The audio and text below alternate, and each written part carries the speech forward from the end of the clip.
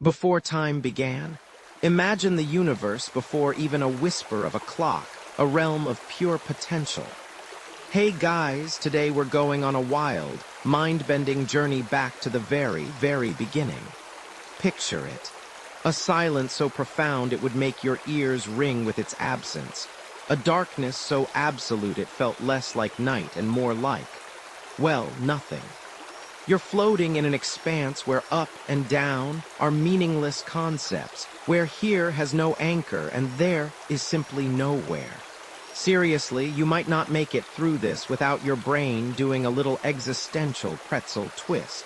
Because we're talking about a void so vast, so utterly without markers, that even the concept of then or now just didn't compute. We're delving into a time before time. A place where the universe was less a place and more an idea. A shimmering blueprint of everything that could possibly be, waiting for its grand debut. You exist, or rather, you perceive yourself existing in this primordial soup of non-existence. There are no suns to rise, no moons to wane, no tides to ebb and flow. The universe, as you dimly sense it, is not merely empty. It's unformed. It's like the ultimate nothing to do, nowhere to be situation, except even that implies a to-do list and a where. If you tried to set an alarm clock back then, it wouldn't just not go off. It wouldn't even exist to not go off. Talk about a snooze button that actually works. You don't feel hungry, you don't feel tired because those sensations are tied to cycles, to the passage of something. And here, absolutely nothing passes. There are no memories because nothing has happened to remember. There are no anticipations because there's no future to anticipate. It's the universe's most extreme minimalism phase. No avocado toast, no artisanal coffee, just absolute zero. This state, what many ancient mythologies describe as a primordial chaos or void, think of the Norse Ginnungagap, the yawning abyss before creation, or the watery nun of ancient Egypt wasn't empty in a way your living room is empty. It was empty of potential events. There was no light to mark a beginning, no sound to signify an action, no movement to suggest a change. You are not moving. Nothing is moving. It's a complete and utter stillness, but not a peaceful stillness, because peace implies a contrast with unrest. This is simply the fundamental state. This concept, often revisited in modern cosmology, posits that before the Big Bang, that monumental, universe-birthing eruption, there was no space, no time, and no matter as we understand them. The very fabric of reality, as you know it, was still being woven, thread by invisible thread. Think of it this way. Your smartphone right now is doing all sorts of things, ticking along with its internal clock. But before it was manufactured, before the raw materials were even mined, it was merely potential. This cosmic before was a grander version of that. It's the ultimate blank slate, the whiteboard before the first scribbled diagram, the orchestra pit before the first note. And the interesting thing is, even in this profound timelessness, there's a subtle pressure, a hum of impending existence. It's not a sound you hear with ears because you don't have ears, and there's no air to carry sound waves anyway. It's more like a deep, cosmic anticipation, a pre-echo of the grand symphony about to unfold. For millennia, philosophers have grappled with this very concept. What existed before existence? Mainstream historical fact shows us that early humans, even before formalized science, instinctively perceived time through natural cycles. The rising sun, the changing seasons, the moon's phases. But that's after things started moving. What about when there were no things? What was the first thing that happened to even begin the process of unfolding? Some fringe theories playfully suggest that the universe began with a cosmic hiccup, a tiny fluctuation in the quantum foam of nothingness that just snowballed. Imagine the entire cosmos, all of us, everything, because the universe got the giggles. Not quite as dramatic as a divine spark, but certainly quirkier. Now you feel a subtle shift. It's not a dramatic explosion yet, not a bang, but a ripple. A very, very, very subtle disturbance in the absolute calm. It's almost imperceptible, like the first stir of air before a hurricane, but without the air or the hurricane.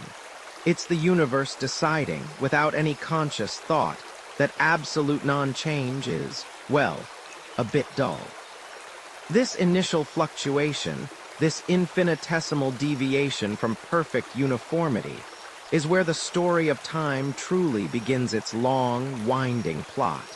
Historians still argue whether this primordial event was an instantaneous creation ex nihilo, out of nothing, or a transformation of something even more fundamental and incomprehensible.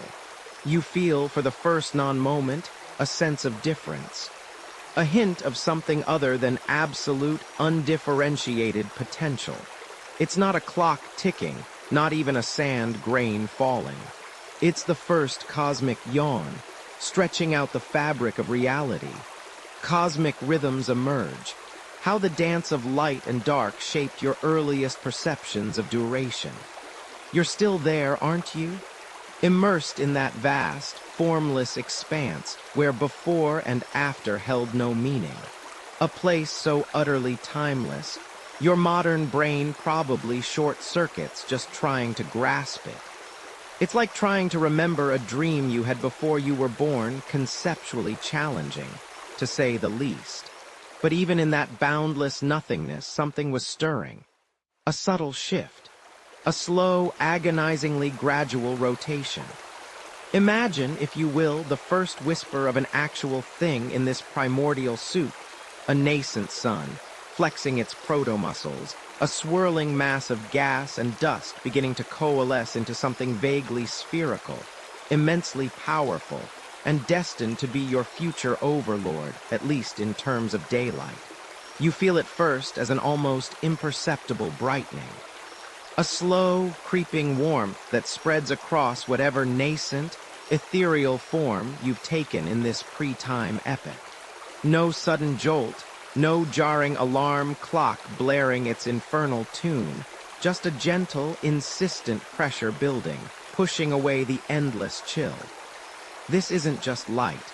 This is the first event that differentiates itself from the continuous, monotonous hum of existence. It's the universe, in its own slow-motion way, finally saying, "All right, everyone, places, please. Show's about to begin." And then just as gradually that warmth recedes, the light dims. A profound, enveloping coolness descends, stretching out into an endless black once more, wrapping you in a cosmic blanket of nothingness.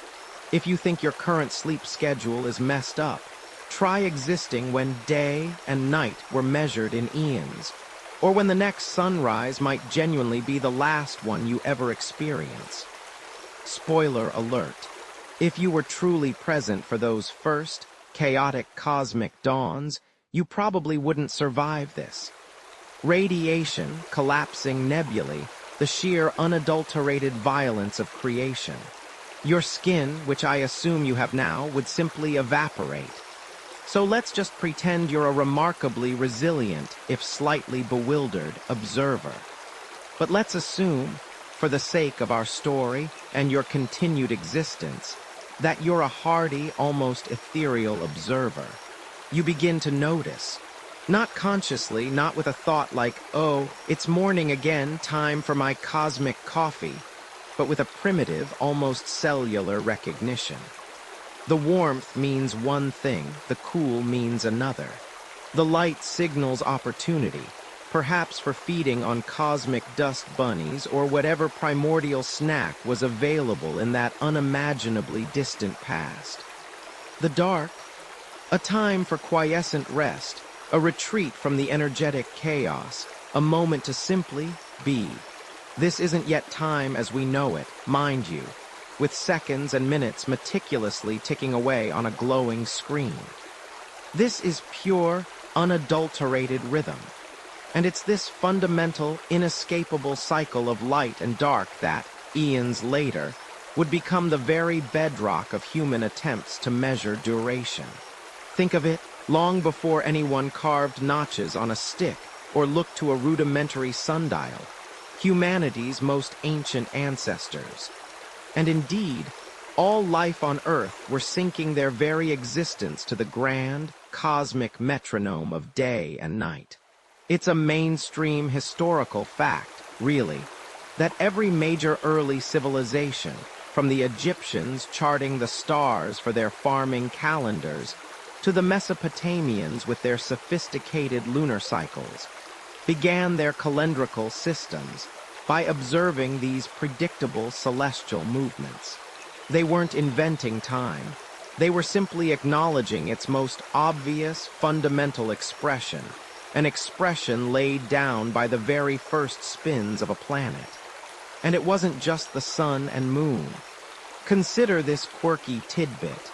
Some anthropologists suggest that even before formal astronomical observation, early humans might have tracked time, or at least seasonal change, by observing the migratory patterns of animals or the specific flowering times of plants. Imagine someone in a very early, rudimentary community not saying it's spring, but it's the time of the great elk migration, or it's when the purple berries appear. Their clocks were living, breathing, edible phenomena. A bit squishy for an exact measurement, sure, like trying to time a sprint with a particularly enthusiastic pigeon, but effective enough when your survival depends on knowing when the woolly mammoths are making their annual appearance. This brings us to a fascinating point of contention.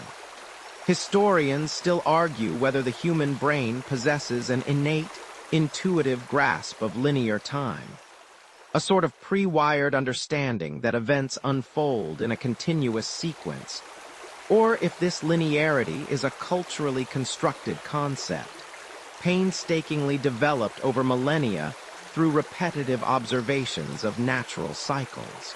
Was before and after an instinct or a laborious discovery. You see, or rather, you feel how these simple, grand repetitions began to etch themselves into the very fabric of existence. Every rotation, every turn away from the proto-sun's searing gaze, every return to its nascent warmth wasn't just an event, it was a unit. An unmarked, unnamed unit, but a unit nonetheless. And without realizing it, you were collecting them, stacking them. Not in a tidy spreadsheet because, let's be honest, you barely had opposable thumbs, let alone a rudimentary understanding of Excel. But the information was accumulating. It's a subtle transformation, really. Like trying to teach a goldfish to do your taxes, conceptually challenging, but eventually, with enough repetition of sun up, sun down, you start to form patterns. You begin to anticipate. The slight chill in the air before the full darkness, the nascent glow on the horizon hinting at the warmth to come. This anticipation, this awareness of sequence, is the very first, almost accidental invention of duration. You're not counting, but you're certainly experiencing. Imagine yourself, not as a conscious being in the modern sense, but as an incredibly sensitive antenna, vibrating to the universe's primordial frequencies. The cosmic dance isn't just happening out there, it's happening within you. Your nascent metabolism, your proto-cells, they're all beginning to fall into sync with this grand, universal rhythm. It's the ultimate biological clock, ticking not with springs and gears, but with the very ebb and flow of planetary motion. You don't need an alarm. Your very being becomes the alarm, resonating with the cosmic cadence. And while it might sound abstract, this isn't just philosophical musing. This rhythmic interplay of light and dark literally shaped the evolution of life on Earth. Think of photosynthesis, the entire concept of circadian rhythms in every living creature, from the tiniest microbe to the most complex mammal. We are, quite literally, children of the day and night cycle. If the Earth had decided to spin at a ridiculously slow pace, like Venus, where a day is longer than its year, you'd probably be a very different sort of organism. One that's perhaps perpetually confused about whether it's lunchtime or bedtime. And let's be honest, a perpetually confused organism isn't great for, surviving. It's crucial to understand that there's no sudden aha moment here. No single proto-human woke up and declared, "Behold, I have invented the hour." This was a process so glacially slow, so deeply ingrained in the very unfolding of the universe, that it predates conscious thought itself. You aren't thinking about time. You are becoming time, or at least, becoming aware of its presence through the undeniable, repeated shift in your environment. Consider the sheer scale. The universe didn't just flick a switch from timelessness to ticking clocks. It was more like an immensely long, excruciatingly drawn-out dimmer switch. From absolute, undifferentiated potential, the first glimmer of light. Then darkness. Then light again. Each cycle, a reinforcement. Each repetition, a silent teacher. And in the vastness of that early existence, without the comforting glow of a street lamp or the distant rumble of a delivery truck, those transitions must have felt monumental, defining the entirety of your reality. You were living in a cosmic kaleidoscope, with light and shadow as your only guides. And this primal awareness, born from the simple fact of a rotating planet and a shining star, laid the groundwork for everything that came after. Every calendar, every stopwatch, every 5-minute warning your kids ignore before bedtime. All of it traces its lineage back to these fundamental, raw perceptions. You were, in essence, the very first chronometer, calibrated by the universe itself. Not with gears or batteries, but with the profound, unwavering rhythm of celestial bodies. It's rather charming, isn't it? The universe giving you a subtle nudge, saying, "Hey, things change, keep up." This dance of light and dark wasn't just a pretty show. It was the ultimate survival guide. So as these colossal, almost unimaginably slow rotations continued, you, the silent witness, began to accumulate experience. Each day, each night, added another layer to your understanding of sequence. It wasn't Tuesday or October, but it was after the warmth and before the light. These primal divisions, these earliest perceptions of duration, were not imposed from without, but emerged organically from the very fabric of the cosmos. No one invented the sunrise, but everyone eventually learned to expect it. And in that expectation, the very first threads of time were woven, silent and invisible, but undeniably there. You felt the ebb and flow, remember that cosmic inhale and exhale of light and dark. Now your gaze starts to lift, beyond the immediate horizon, beyond the rustle of leaves, to the ceiling of your primordial existence. The sky. It's not just a backdrop anymore. It's a colossal, silent, utterly reliable clock face, the one without any hands you can yet discern. You're beginning to notice, truly notice, the grand ballet unfolding above. The sun, your original alarm clock, does more than just switch the lights on and off. You see it arc across the sky, a predictable trajectory that shifts ever so slightly day by day. You start to mark its rising point against a specific peak in the distance, or its setting against a gnarled old tree. And you notice, with a patience that would make a modern-day screen addict twitch, that the sun doesn't always rise and set in the exact same spot. It inches northward for a while, then southward. This slow, almost imperceptible migration across the horizon, this celestial wanderlust, is your first true calendar. You instinctively understand that when the sun reaches its lowest point in the sky, days are short, and the air bites with a chill that creeps into your very bones. A natural hint that perhaps you should have sharpened your hunting spears a bit more diligently for that winter larder. You begin to connect the arc of the sun to the warmth on your skin, the growth of the plants you forage, the very heartbeat of the world around you. Then there's the moon. Oh, the moon, she's a fickle friend, always changing her wardrobe. You're mesmerized by her. One night, a sliver, thin as a baby's fingernail.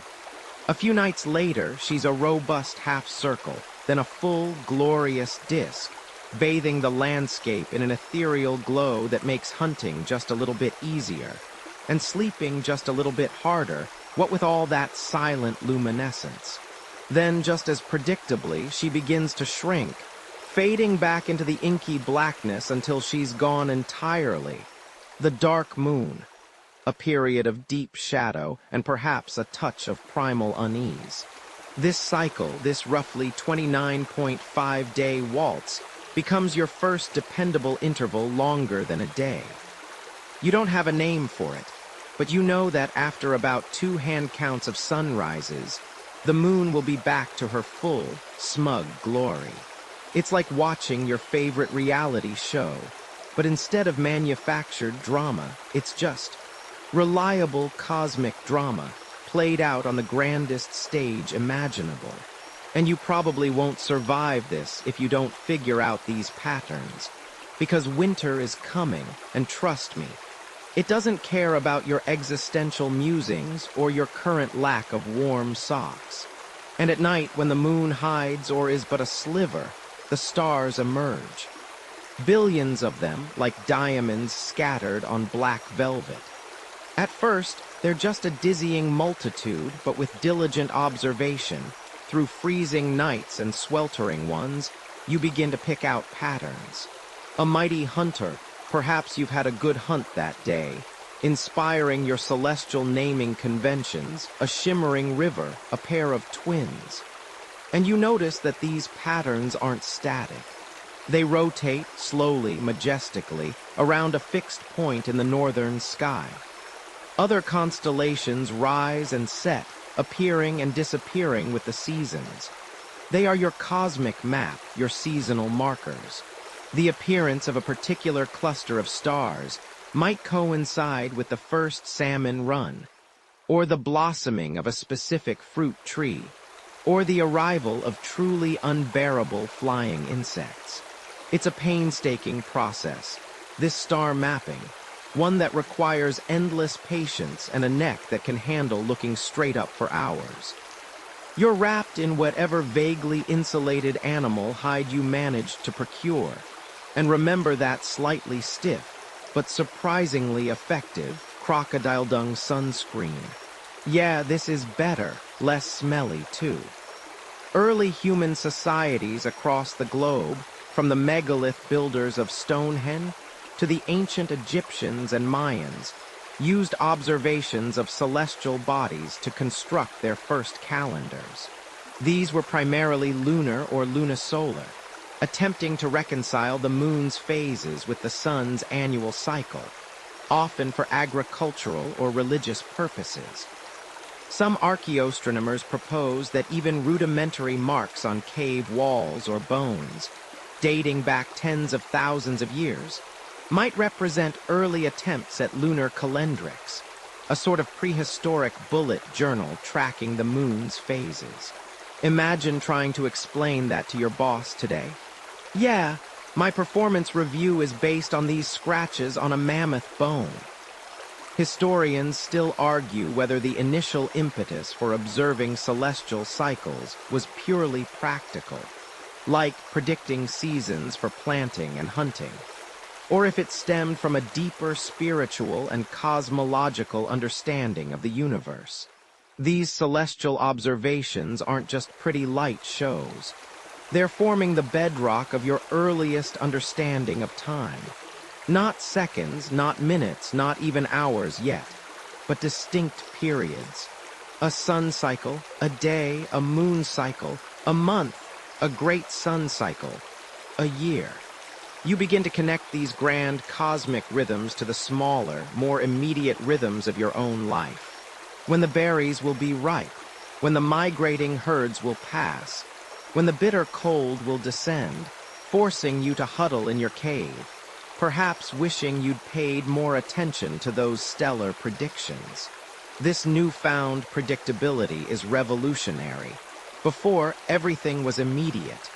Now, armed with the knowledge of the sky, you can anticipate, you can plan, you can store food for the winter that you now know is coming. You can track pregnancy, human or animal, with a newfound precision. You're no longer merely reacting to the immediate present, you're engaging with the unfolding future. Before, existence was a perpetual now. Now there's a then and a soon. It's the birth of foresight, of strategic thinking, all thanks to a silent, turning sky. And with that, the concept of a linear progression, a flow, rather than just an endless, shapeless present, truly begins to solidify in your evolving consciousness. You're not just existing. You're scheduling, albeit with the precision of a deeply observant cave dweller. And honestly, it's exhausting. But hey, at least you'll know when it's time for your next nap, which, let's be honest, is probably right now. You feel the crisp bite of autumn on your exposed skin, the air thick with the scent of damp earth and decaying leaves. The trees around you, once vibrant emeralds, now blaze in a final, defiant chorus of crimson, gold, and russet before succumbing to the inevitable skeletal starkness of winter. You watch, you learn, because in this primordial world, understanding the rhythm of the planet isn't just a quaint hobby. It's the difference between life and a rather undignified, frozen demise. Seriously, if you don't figure out when those berries are ripe, or when the migrating herds will pass through, or when the bitter winds will descend, you probably won't survive this. And let's be honest, that would be a rather anticlimactic end to your evolutionary journey, wouldn't it? This, you realize, is nature's first, most profound calendar. No gears, no cogs, no glowing digits. Just the relentless, beautiful, and utterly predictable cycle of the seasons. You don't need a degree in astrophysics to understand that the sun climbs higher in the sky, stays longer, and brings warmth before it begins its slow, stately descent, bringing shorter days and a chill that seeps into your very bones. This celestial ballet, this grand seasonal waltz, taught you about beginnings, the tender shoots of spring, the return of the salmon, and middles the sweltering abundance of summer, the frenzied harvest, and those inevitable, sometimes brutal, ends, the barrenness of winter, the quiet dormancy. You observe the animals, your ancient teachers. The swallows gather, chattering with an urgency that speaks of distant lands. The bears gorge themselves, their bellies distended, their movements slowing to a ponderous shuffle before their long slumber. Even the tiny insects, so easily dismissed, tell a story. Their buzzing chorus swells in the warmth, then fades to an eerie silence as the cold advances. You begin to understand that everything has its time, its period of activity, and its season of rest or retreat. It's like watching a really, really slow-motion nature documentary, but with actual stakes and no remote control to fast forward through the boring parts, or the parts where a saber-toothed cat decides you look like a tasty snack. This deep, intuitive understanding of seasonal cycles was a monumental leap, arguably more significant than inventing the wheel, because it directly impacted your stomach.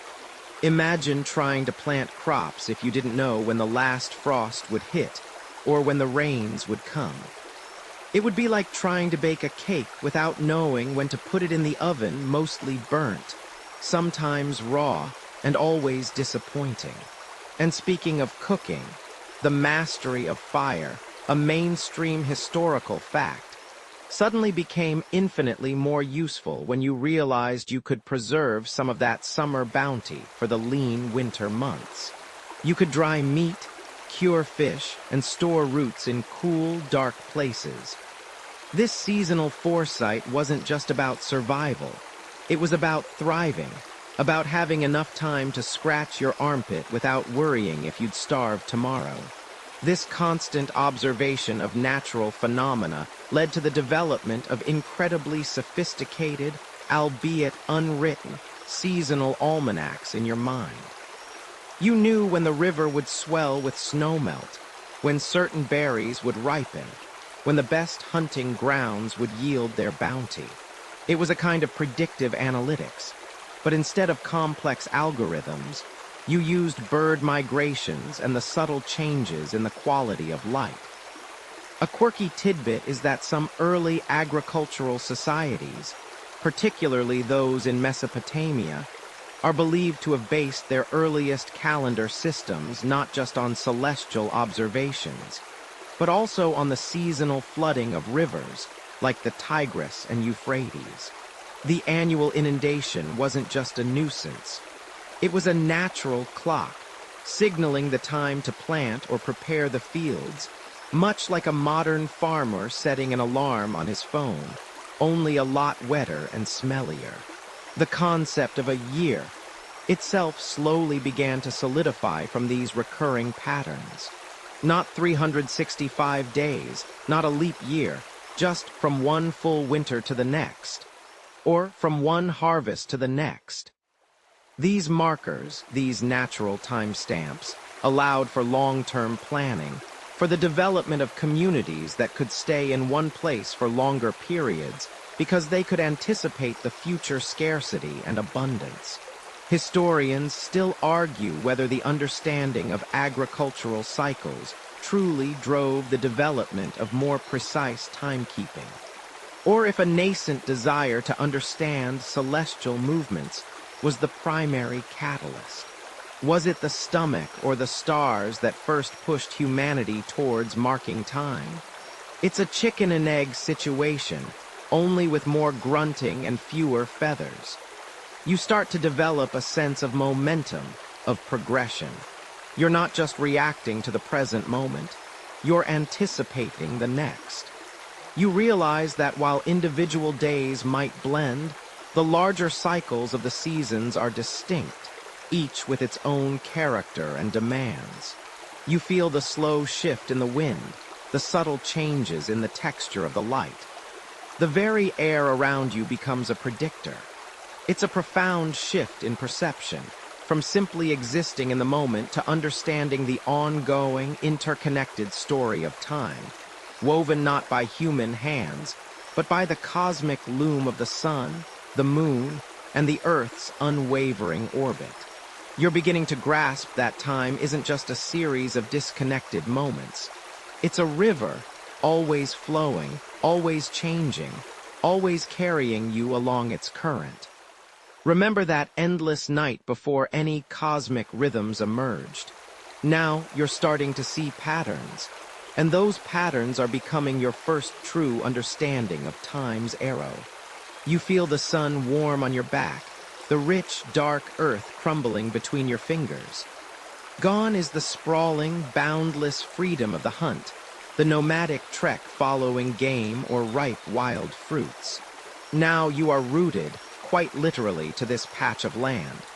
And with this newfound rootedness comes a profound, almost dizzying new demand: precision. It's no longer enough to just shrug and say, "Spring is around here somewhere." With a handful of precious seeds, each one representing the promise of sustenance for you and your kin, the exact moment you coax them into the soil becomes the difference between a bustling, well-fed community and the stark, hollow echo of famine.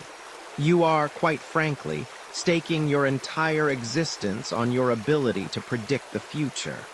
And let's be honest, if you get this wrong, you probably won't survive this. Bit of a wake-up call, isn't it? You watch the horizon, not just with idle curiosity, but with an almost desperate focus. The length of the day, the height of the sun at its peak, the subtle shift in the star patterns you've known since you were a child. These aren't just cosmic curiosities anymore. They are the ticking hands of an invisible clock, dictating your very survival. This shift, from merely observing the cyclical nature of the universe to actively intervening in it, fundamentally reshapes your understanding of duration. You're no longer just existing within time. You're attempting to master it, or at least coerce it into aligning with your agricultural ambitions. The first attempts are, predictably, a bit of a mess. You learn through trial and error, often painful error, that planting too early means fragile seedlings succumb to a late frost. Plant too late, and the sun bakes the soil into an unyielding brick before your crops can properly root. You probably tried to plant a few things in the dead of winter, convinced you could outsmart nature, only to discover that turnips, much like your enthusiasm, tend to shrivel in icy soil. It's a humbling experience, forcing you to develop an almost intuitive calendar, etched not on stone, but in the sweat of your brow and the rhythm of your breath. This dramatic transition, what historians now refer to as the Neolithic Revolution, wasn't just about picking up a hoe. It was a cognitive leap. Around 10,000 BCE in regions like the Fertile Crescent, humanity began to settle, to cultivate, and in doing so, to domesticate not just plants and animals, but also, in a profound way, time itself. You started to develop shared, communal understandings of cycles that went beyond the immediate. It wasn't enough for you to know when to plant. The entire village needed to know, because the success of the harvest became a collective endeavor. The concept of a year, as a fixed, predictable unit of time, truly takes hold here, moving from a vague return of warmth to a precisely calculated segment for planting, growing, and harvesting. Think about it. Before, if the berries weren't ripe in one spot, you simply moved to another. Now, your entire world is contained within the boundaries of your fields. The rhythm of your life becomes inextricably linked to the sun's journey across the sky and the moon's silent waxing and waning. You learn to read the subtle cues of the land, beyond just celestial movements. Did you know, for example, that some early farmers in ancient China used the precise blooming of specific wild flowers, like the peach blossom, as an agricultural calendar? If you missed that fleeting, delicate window, well, you were likely out of luck. And possibly out of dinner, which really puts the pressure on your botanical observation skills. No pressure, just, everything. This communal effort fostered the need for designated timekeepers. Perhaps it was the village elder, the one with the keenest eye for the sky and the longest memory of past seasons. Or maybe it was an emerging priestly class, whose ability to predict solstices and equinoxes seemed like a mystical connection to the divine. Their authority often stemmed directly from their temporal accuracy. The Sky Watcher says the long rains will come in 3 moons, and everyone would nod trustingly. Or nervously, if the previous prediction had led to them accidentally flooding their neighbor's entire field, a common early farming mishap. Turns out, more water isn't always the solution, especially when you're dealing with delicate irrigation ditches. Historians still argue whether the invention of agriculture truly necessitated the development of complex, shared timekeeping, or if an existing, albeit rudimentary, understanding of natural cycles simply became magnified and refined by farming demands. Was it a driving force or an accelerating factor? Either way, you, the early farmer, are now inadvertently at the forefront of temporal innovation. You're learning to predict not just days, but weeks, months, even entire seasons. You're marking the passage of time with the sprouting of seeds, the swelling of grain, the ripening of fruit, and the inevitable bittersweet act of harvest. Each successful crop, each filled granary, is a testament not just to your labor, but to your growing mastery of the invisible threads of time. You're becoming a master planner, a forecaster of futures, all because a tiny seed demanded precision. And let's just say Chad, who insisted it would rain next Tuesday when it clearly wouldn't, found his reputation, much like his parched crops, withered on the vine. It turns out, bad weather predictions are a timeless comedic goldmine. Shadows, Earth's first hands. How the sun's path across the sky became your earliest, most natural timekeeper. You trudge through the dew-kissed fields, the sun a warm promise on your back, the air still holding the cool breath of pre-dawn. Your muscles ache from the early rise, from the endless toil of coaxing sustenance from the unforgiving earth. Farming, as you've discovered, isn't just about knowing when to plant and when to harvest, those grand, seasonal arcs we talked about earlier. No, farming demands a more immediate, granular understanding of time. It's about knowing when the optimal moment arrives to water the young sprouts, when the sun's fierce glare will be at its peak, threatening to scorch your tender crops, or when the light will begin to fade, signaling the time to gather your tools and shepherd your livestock back to the safety of the encampment. You need a daily rhythm, a cadence for the hours, even if you don't yet call them hours. And so, as you wipe sweat from your brow, your gaze drifts from the emerging green shoots to something far grander, yet utterly mundane. The shadow of that gnarled oak tree at the edge of the clearing. It's a long, slender finger stretching westward, a dark, silent testament to the rising sun. You've noticed it before, of course. How could you not? The world is painted in light and shadow, an eternal, shifting chiaroscuro. But now, with the weight of communal responsibility on your shoulders, with the need to coordinate efforts with your clan, to organize the morning hunt before the heat becomes unbearable, to gather roots before the sun sinks too low, you begin to see the shadow differently. It's not just an absence of light, it's a messenger. As the sun climbs, its light strengthens, pushing the shadow back, making it shrink, condense, drawing it closer to the base of the tree. The air warms, buzzing with insects, and you feel the full force of the day's energy. The shadow, once a lengthy, stretching reach, now huddles almost directly beneath the oak, a tiny, dark puddle at its roots. This is noon, though you have no word for it, no precise measurement. It's simply the middle, the zenith, the moment of maximum sun, maximum heat, and for many creatures, maximum stillness. It's a natural pause, a moment to seek the shade of the very trees that cast these revealing indicators. Then, inevitably, the shadow begins to stretch again.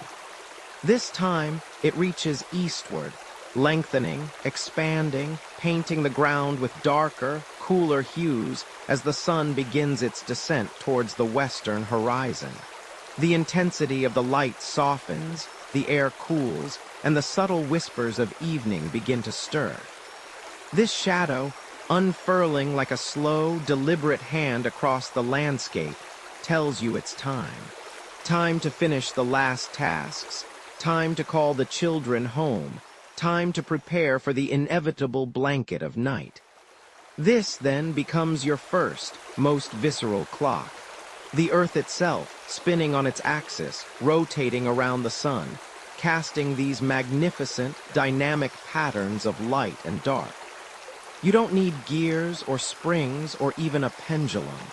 All you need is the sun, a clear sky, and anything to cast a shadow. A rock, a stick, your own body. Your earliest timekeeper is quite literally beneath your feet. You quickly learn the nuances. The length and direction of a shadow are remarkably consistent day after day, week after week, for a given time. If the sun is high and the shadow short, it's early afternoon. If it's long and pointing towards the west, you'd better pick up the pace if you want to make it back to camp before the predators come out. Imagine trying to schedule a communal feast using only shadows. Be here when the shadow of the big rock touches the whispering bush, one elder might decree. And you'd better hope it's a perpetually sunny day, because a single cloud, a heavily forested valley, or a dense fog means your internal clock just got mugged. Try explaining to your hungry family why dinner isn't ready because the sun decided to play hide-and-seek. You probably won't survive that conversation. Indeed, the ancient Egyptians, ever so clever with their monumental structures, were among the earliest to formalize this natural phenomenon into tools. Their obelisks, towering stone needles reaching for the sky, weren't just impressive declarations of power. They were also giant, public sundials. The shadow cast by these massive gnomons, the technical term for the shadow casting part, would stretch and shrink throughout the day, marking the hours with a silent, imposing grace. The earliest known sundial, a simple stone disc with a central peg, dates back to around 1500 BCE, found in the Valley of the Kings. This wasn't just observing, this was codifying. This was taking a natural phenomenon and giving it a scale, a shared reference point that everyone in the market, everyone returning from the fields, could understand. No, you can't just tell your boss, "My shadow told me it was quitting time," because your boss's shadow might be saying, "You're fired." It wasn't always about grand obelisks, though. Some researchers even posit that ancient hunters would track prey by analyzing the subtle shifts in their shadows, not just the animal's movement itself. A kind of primal, instinctual GPS system where the shadow was the constantly updating map. Imagine stalking a deer, not just watching the deer, but watching its shadow slowly shorten as noon approaches, giving you an almost supernatural sense of its journey through time and space. Pretty wild, right? Forget your smartwatches. Your wrist-worn shadow might just tell you it's snack time, or maybe that you're about to trip over a rock. Precision was still a work in progress, let's be honest. This early reliance on shadows also highlights a subtle but profound shift. Remember how you started seeing patterns in the sky's vast, silent turning, how the dance of light and dark shaped your earliest perceptions of duration. Well, now you're getting granular. You're moving from the grand cosmic rhythms of months and seasons to the finer pulsations of the day. You're learning to divide, to segment, to anticipate within the span of a single sunlit cycle. Historians still argue whether these early shadow-based systems were primarily for practical daily scheduling, or if they held a deeper, spiritual significance, connecting humanity to the divine dance of the cosmos. Was it simply about efficiency, or was there a quiet awe in the predictable march of light and dark? A recognition of something constant and reliable in a world full of uncertainty. Regardless, the shadows, those humble, fleeting impressions, taught you the earliest lessons of daily time. They were Earth's first hands, silently, constantly, marking the relentless, beautiful passage of existence. You've become a master of the fleeting sun shadow, haven't you? Measuring your day in the creeping length of a tree's shade, calibrating your tasks to that slow, relentless sweep. But as the sun dips below the horizon, painting the sky in fiery hues that you'd probably attribute to a very angry sky god, another light begins its quiet assertion. You tilt your head back, watching, as a sliver of silver carves its way through the deepening violet, a delicate crescent against the fading afterglow. Or perhaps it's a full, milky orb, spilling a path of shimmering quicksilver across the vast, still lake, illuminating the reed beds where the hippos snuffle in the dark. This isn't just a pretty light show.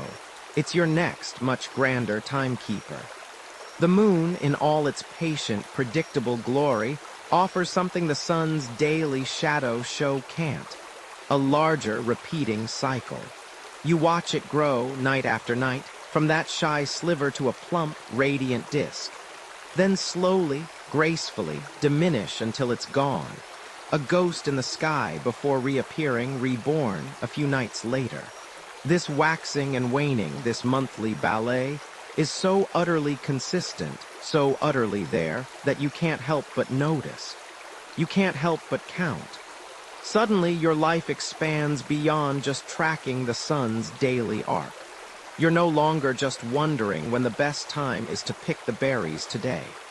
Now, you're thinking about the whole berry season.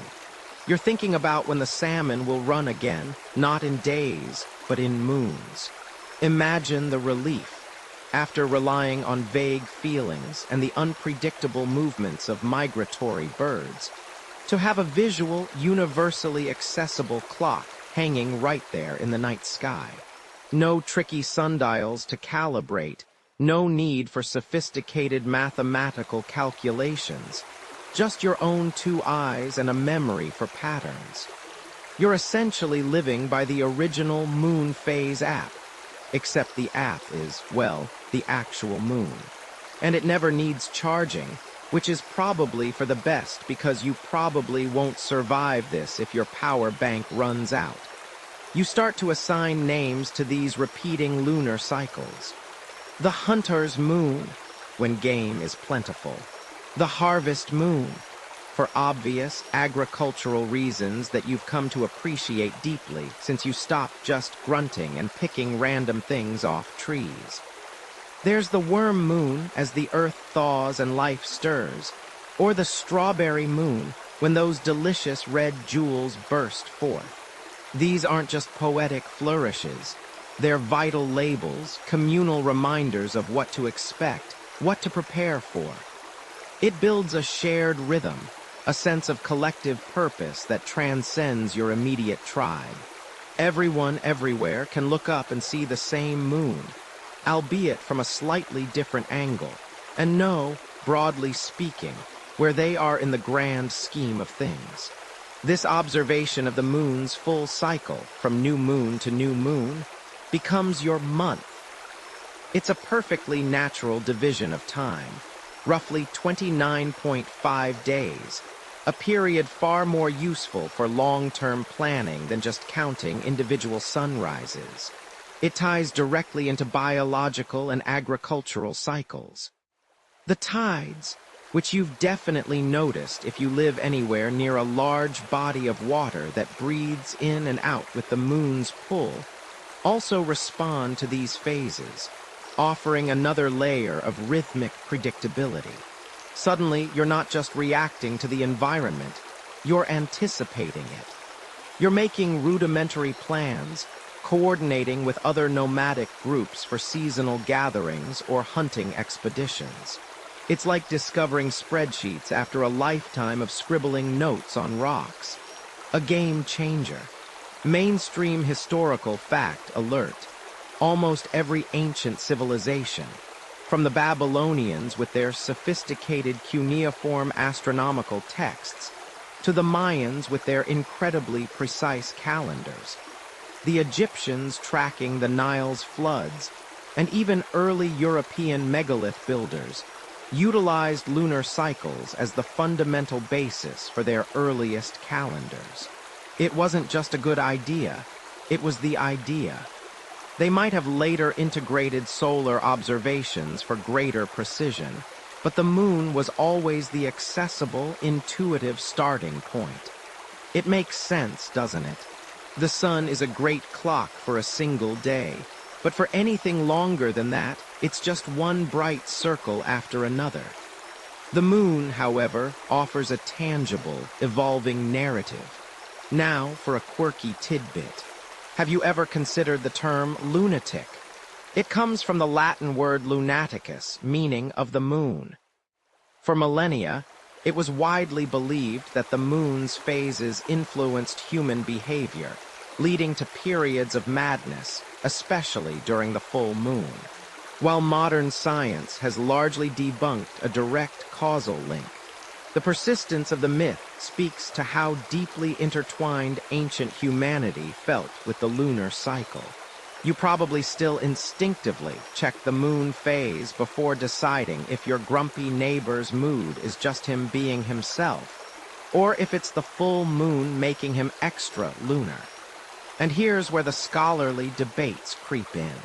Historians still argue whether lunar calendars universally preceded solar calendars, or if certain agricultural societies, particularly those in less seasonal climates, might have developed solar-based systems concurrently or even earlier due to the sun's direct impact on crop growth. It's a chicken or egg scenario played out across the ancient world. Was it the intuitive, visual moon that started it all, or the practical necessity of knowing the exact solstice for optimal planting? Or did they both evolve hand in hand? Two celestial guides for different aspects of your burgeoning temporal awareness. No one can definitively say, and that's part of the fun, isn't it? Leaving a little mystery for future generations to ponder, perhaps under the glow of a perfectly full ancient moon. Nile's gift, seasonal time. Egypt's powerful river floods dictated their yearly rhythm and survival. You've mastered the moon's gentle ebb and flow, its predictable face a comforting calendar in the night sky. But as you squint against the relentless desert sun, your gaze isn't drawn upward. It's fixed firmly on the horizon, on the promise of life itself, a promise that thrums deep within the parched earth beneath your calloused feet. You feel it in your bones, the desperate, aching need for the river to rise. The Nile. Ah, the Nile. It's more than just a river. It's the very heartbeat of your existence, the supreme timekeeper, a watery deity that dictates every breath you take, every seed you plant, every meal you eat. Imagine standing on the cracked, dusty banks, the air shimmering with heat, the distant current a mere trickle compared to the vast, hungry emptiness of the land around you. Your crops, if you even manage to get any started, wither under the relentless sun. The animals eye you with a silent, desperate plea. This isn't just about knowing what month it is. This is about survival. This is about watching the water level with a fear so primal, it twists your gut. Get this wrong, miss the signs, miscalculate the arrival of the life-giving inundation, and frankly, you probably won't survive this. Your village won't survive this. Your entire civilization, teetering on the edge of a vast, unforgiving desert, depends entirely on that annual surge. For millennia, the annual flood of the Nile wasn't just an event. It was the entire framework of your year. You didn't have 12 neat little months, or even the moon's tidy phases as your primary guide, not anymore. The river was your master clock. Its rhythmic swell and retreat carved your year into 3 monumental seasons, each with its own specific demands, each demanding a precise understanding of time that transcended mere celestial observation. First, you had Akhit, the inundation. This was the time of the flood, a period of about 4 months, roughly from July to October. You didn't farm then, not really. The land was submerged, a vast, fertile lake. This was a time for maintaining canals, repairing structures, and building monumental temples. All those impossibly grand stone edifices you see in history books.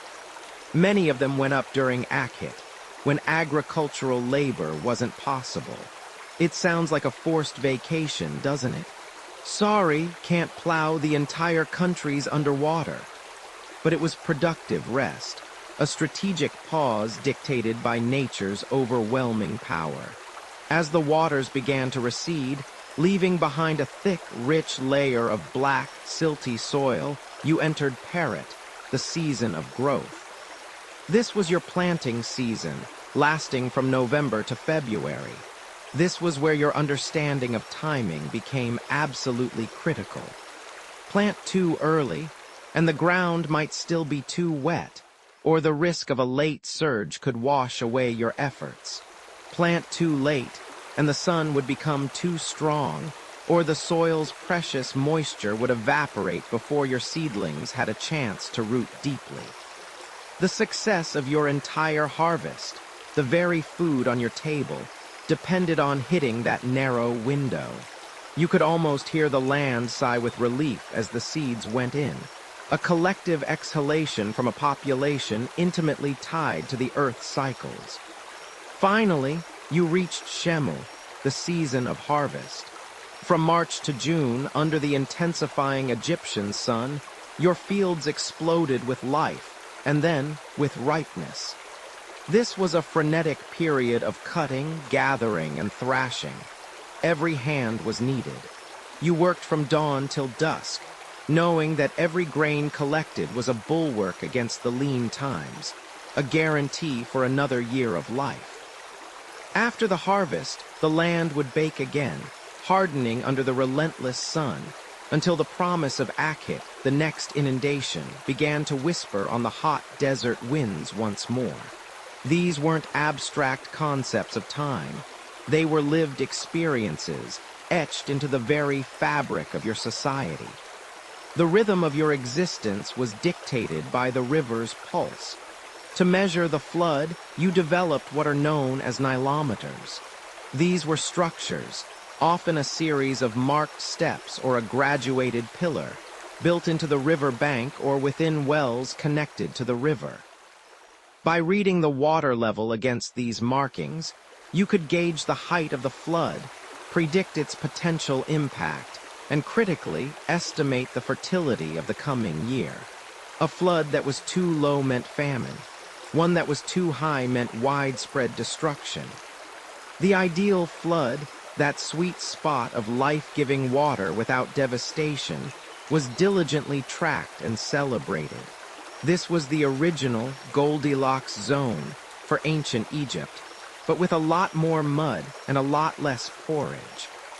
This reliance on the Nile's seasonal rhythm profoundly shaped ancient Egyptian thought and their eventual development of a sophisticated calendar.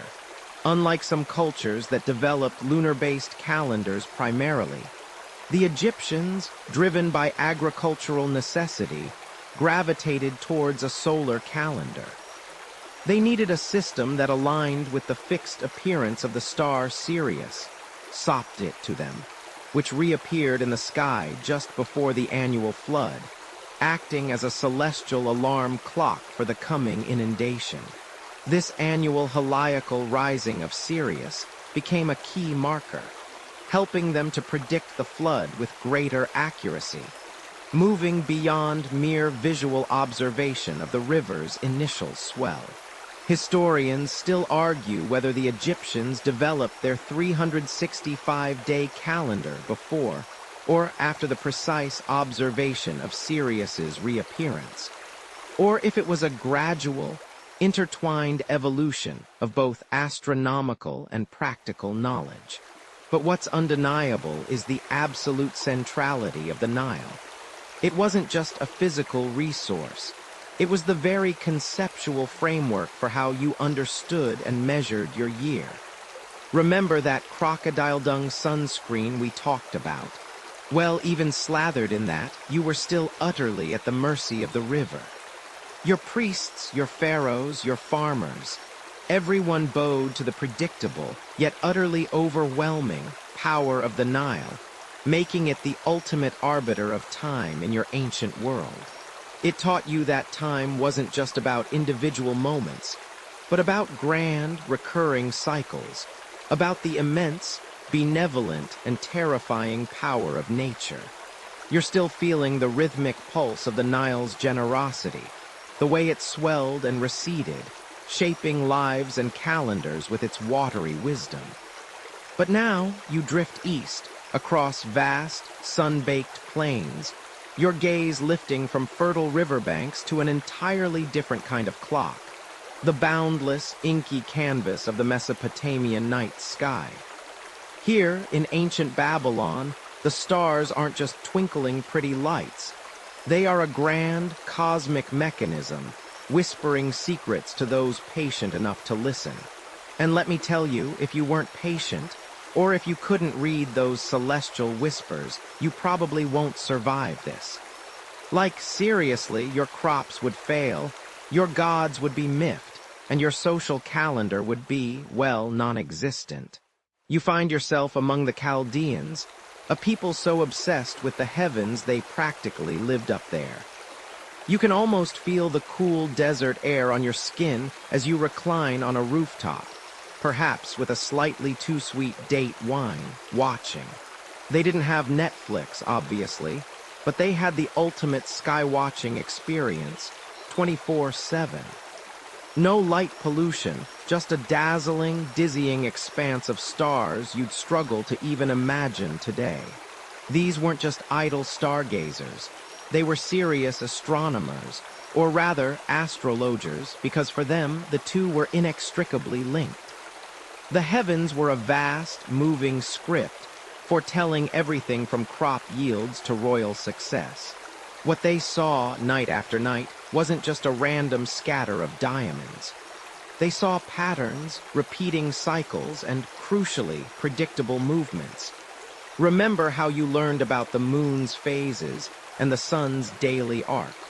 The Babylonians took that observational prowess and cranked it up to 11. They noticed that certain groups of stars appeared in specific parts of the sky at different times of the year, particularly along the path the sun seemed to follow, what we now call the ecliptic. This cosmic highway became their most fundamental division. They began to chart these celestial neighborhoods with meticulous detail, sketching them onto clay tablets. Imagine trying to map the entire sky with just your eyes and a stylus. It's like trying to draw a perfect circle while riding a unicycle. Impressive, if a little wobbly at first. Their major innovation wasn't just observing these patterns, but dividing them. They sliced the celestial sphere into neat, digestible segments. Why? Because to predict, to understand, to control, or at least to feel like you could control the future, you needed precision. You needed a grid. And so, the concept of dividing the heavens into segments, particularly 12 major sections, began to take root. These were the earliest iterations of what you now know as the zodiac. Each segment was a celestial signpost, marking the sun's journey through the year. This wasn't just an arbitrary decision. It was born from their sophisticated mathematical system, a sexagesimal, or base 60 system. Instead of counting on your fingers, which, let's be honest, is perfectly fine for basic math, but utterly useless for tracking Jupiter, they used a system based on 60. You might be thinking, 60. Why not 10 like my fingers? Well, 60 is beautifully divisible by 1, 2, 3, 4, 5, 6, 10, 12, 15, 20, 30. It's the kind of number that makes a mathematician hum with delight.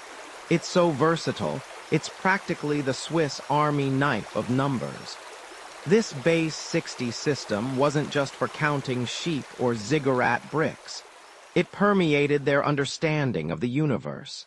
They divided the circle, the very path of the stars and planets, into 360 degrees. Yes, that's right, the 360 degrees you learned in geometry class. Thank the Babylonians. And each degree was subdivided into 60 minutes of arc, and each minute into 60 seconds of arc. Are you starting to see a pattern here? This wasn't just about space, it was about time.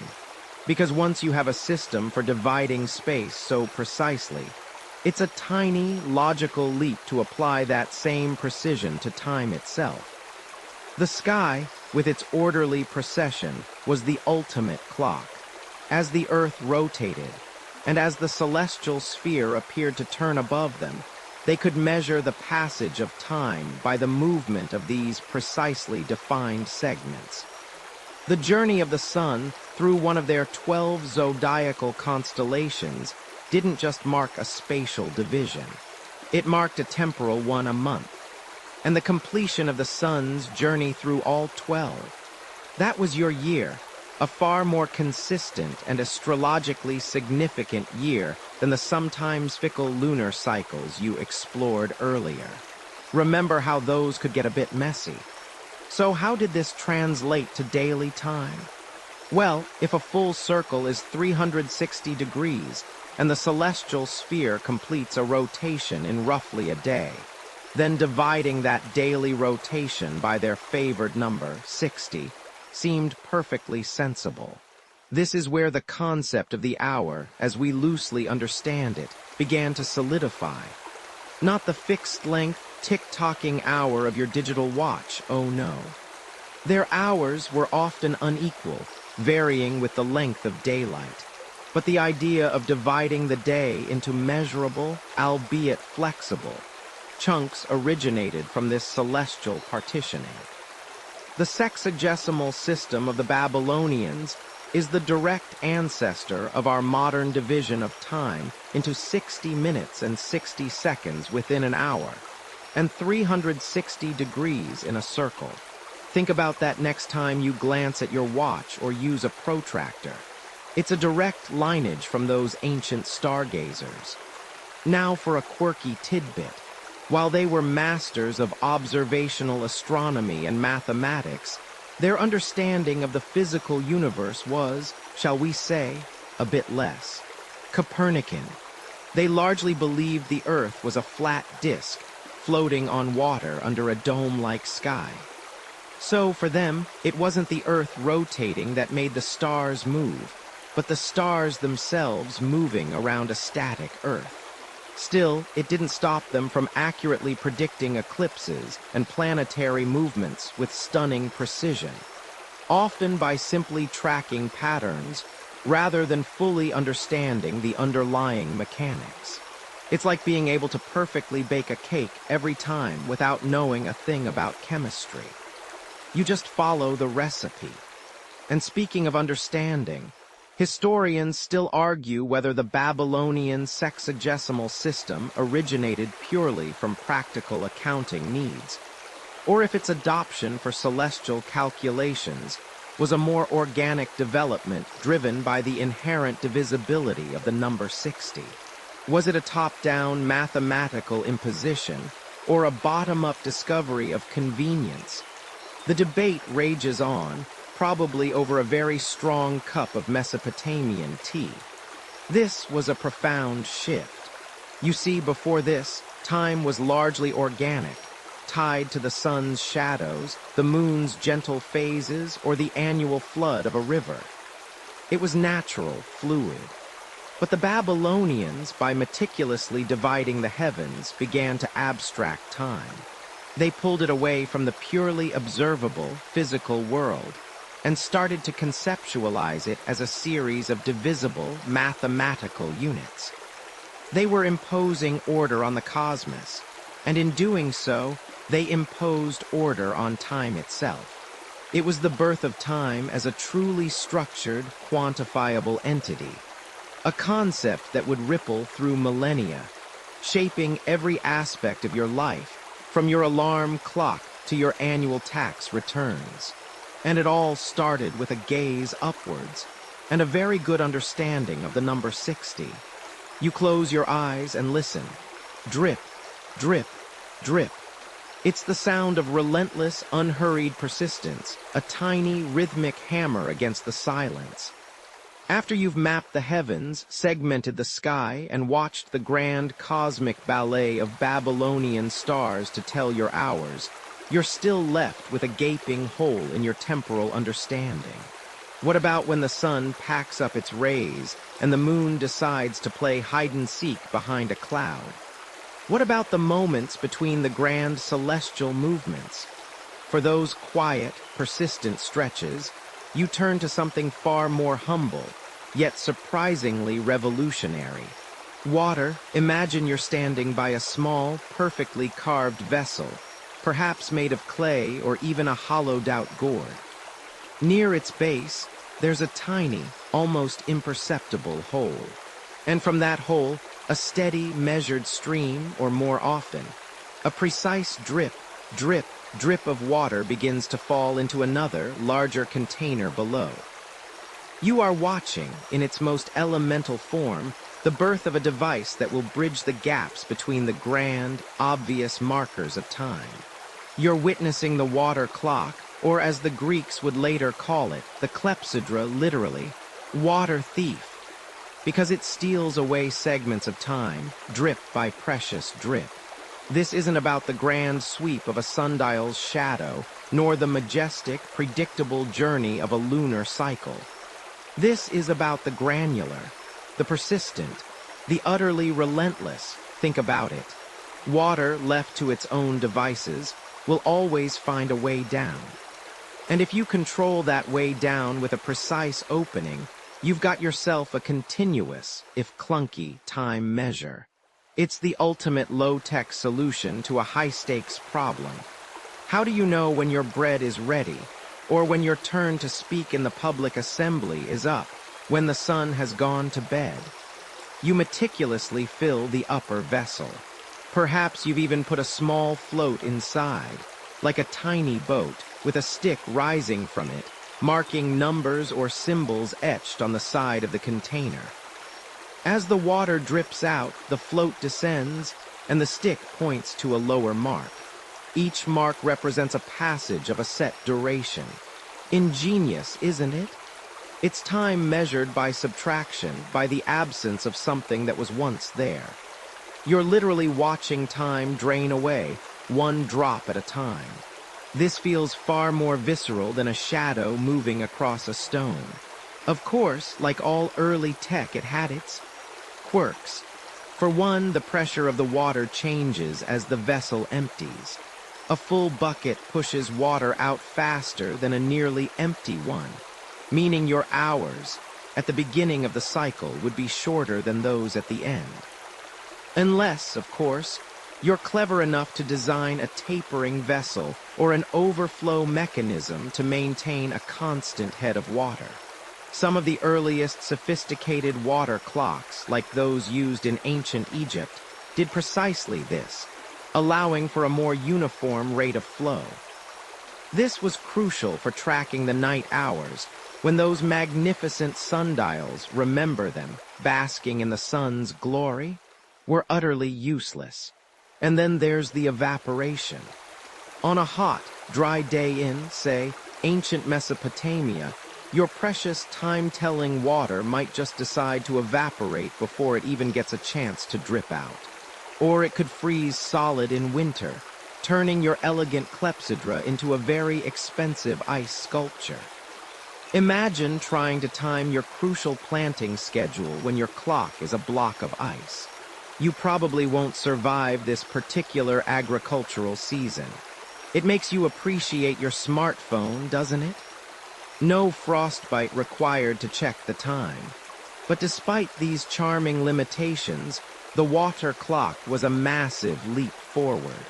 Historians still debate whether the earliest water clocks were primarily used for practical timekeeping, or more for ritualistic, ceremonial purposes before their widespread adoption in daily life. Whatever their initial role, they quickly became indispensable. In ancient Greece, particularly in Athens, water clocks found a fascinating application, limiting speeches in the law courts. A large clepsydra would be set, and when the water ran out, your time was up. No more filibustering. Imagine trying to stretch out your argument while watching your allotted time literally drip away. It certainly encouraged brevity, or at least, a very rapid fire delivery. Your Honor, I submit that the defendant is clearly guilty because gurgle, drip. Oh, look at that, I'm out of water. Probably not the most persuasive way to end a closing statement. The Romans also adopted and refined water clocks, building complex, geared mechanisms that could drive pointers on dials, even ring bells. These were no longer just simple buckets with holes. They were becoming proper machines, precursors to the mechanical clocks you know today. They could even incorporate elaborate figures that moved or played music as time passed, adding a touch of ancient spectacle to the mundane act of timekeeping. Though you can bet that someone, somewhere, always managed to spill the water, leading to a frantic, late-night scramble to reset the official time.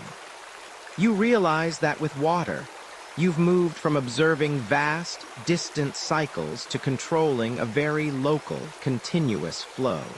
It's an assertion of human ingenuity over the raw, unpredictable rhythms of nature. You aren't just seeing time pass. You are making it pass, drop by measured drop.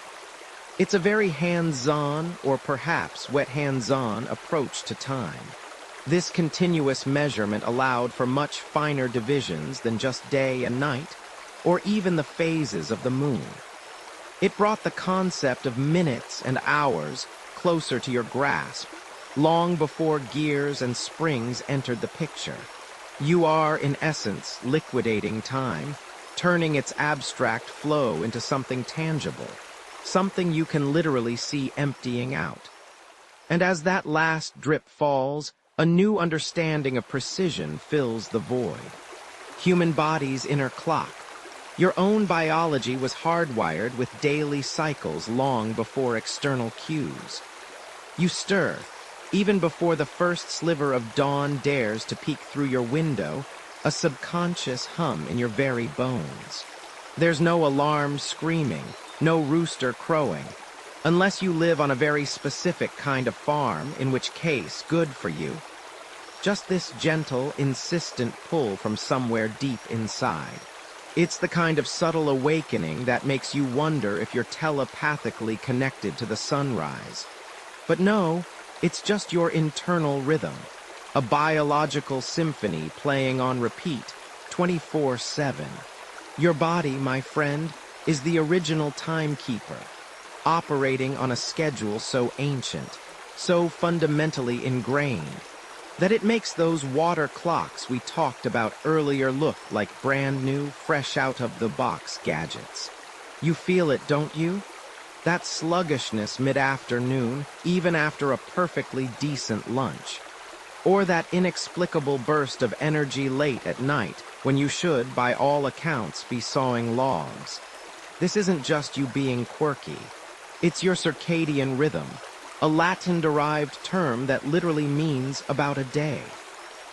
It's a master clock, primarily governed by a tiny cluster of cells in your brain called the suprachiasmatic nucleus, or SCN if you're into scientific acronyms. This SCN, nestled snugly above where your optic nerves cross, takes cues directly from the light hitting your eyes. Even with your eyelids firmly shut, some light still filters through, telling your internal maestro whether it's showtime or lullaby time. This light signal is absolutely crucial. It synchronizes your body's internal timing with the external world's day-night cycle, ensuring your myriad physiological processes are perfectly coordinated. Imagine, for a moment, a time before sundials, before the drip, drip, drip of water marked minutes. Your ancestors, huddled in caves, had no need for such external prompts to know when to hunt, when to sleep, when to generally not wander into the path of a saber-toothed tiger. Their very cells knew.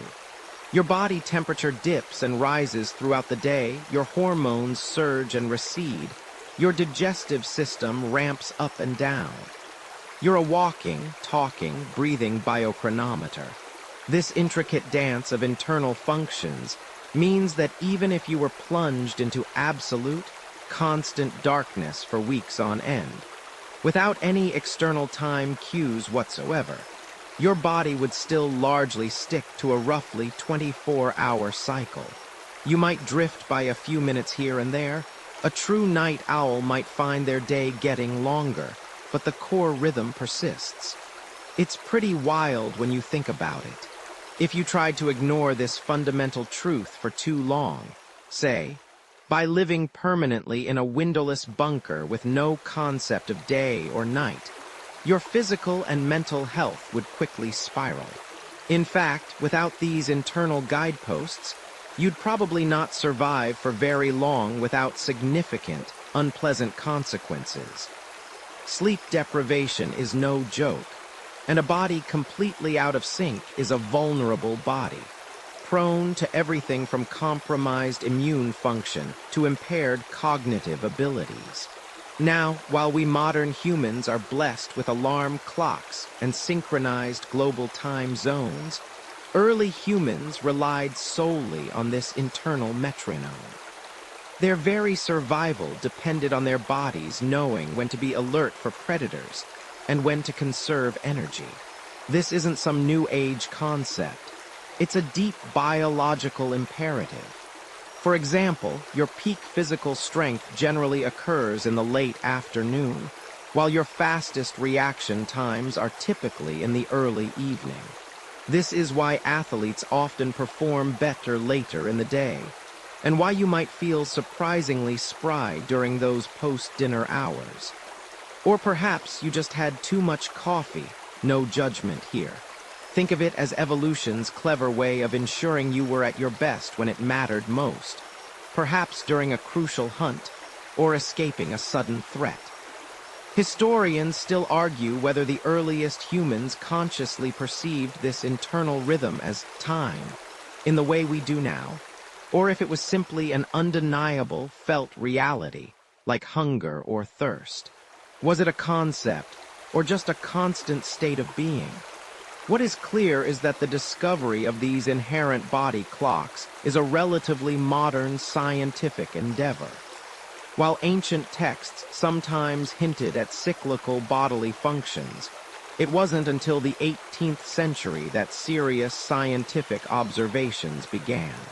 A particularly fascinating, albeit quirky, tidbit comes from Jean-Jacques Dordas de Marin, a French astronomer who, in 1729, conducted an experiment with a heliotrope plant. He observed that its leaves continued to open and close in a daily rhythm, even when kept in constant darkness, suggesting an internal clock rather than just a response to the sun. This simple botanical experiment was one of the earliest recorded pieces of evidence for endogenous or internally generated rhythms. Think about it. A plant in a closet still doing its little leafy dance. It's almost adorable, proving that even chlorophyll-filled organisms understand the importance of a schedule. Over the centuries, countless experiments have confirmed this innate biological timing. We now know that almost every living organism, from bacteria to fungi to you, possesses some form of circadian rhythm.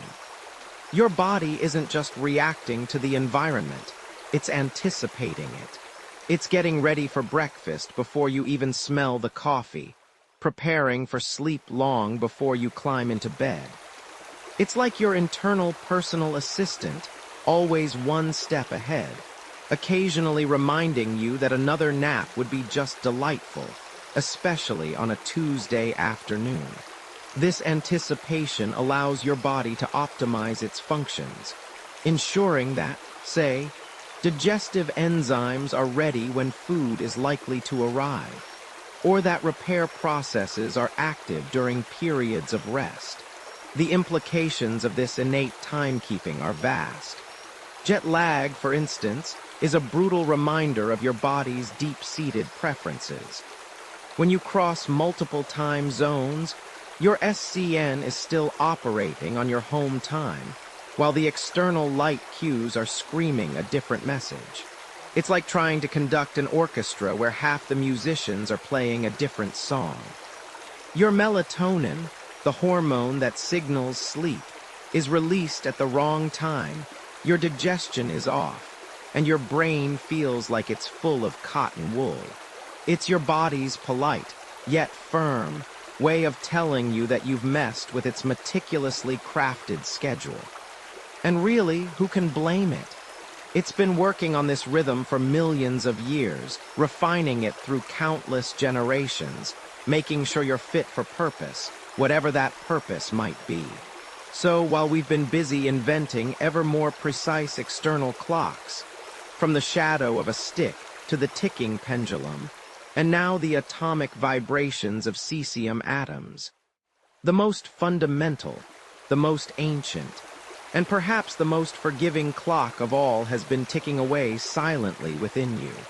It's the rhythm of your breath, the beat of your heart, the ebb and flow of your alertness.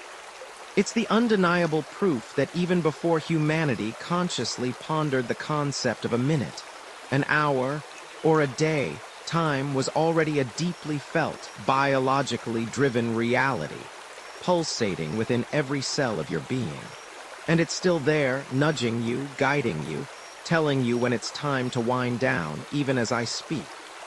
It's a constant, gentle reminder that you are, in essence, a living, breathing, incredibly complex timepiece, finely tuned by eons of evolution, quietly keeping track of the universe, one internal tick-tock at a time. Even with your own internal, biological pulse. A rhythmic hum deep within your bones telling you when to wake and when to sleep. You quickly realize the world didn't operate solely on your unique circadian masterpiece.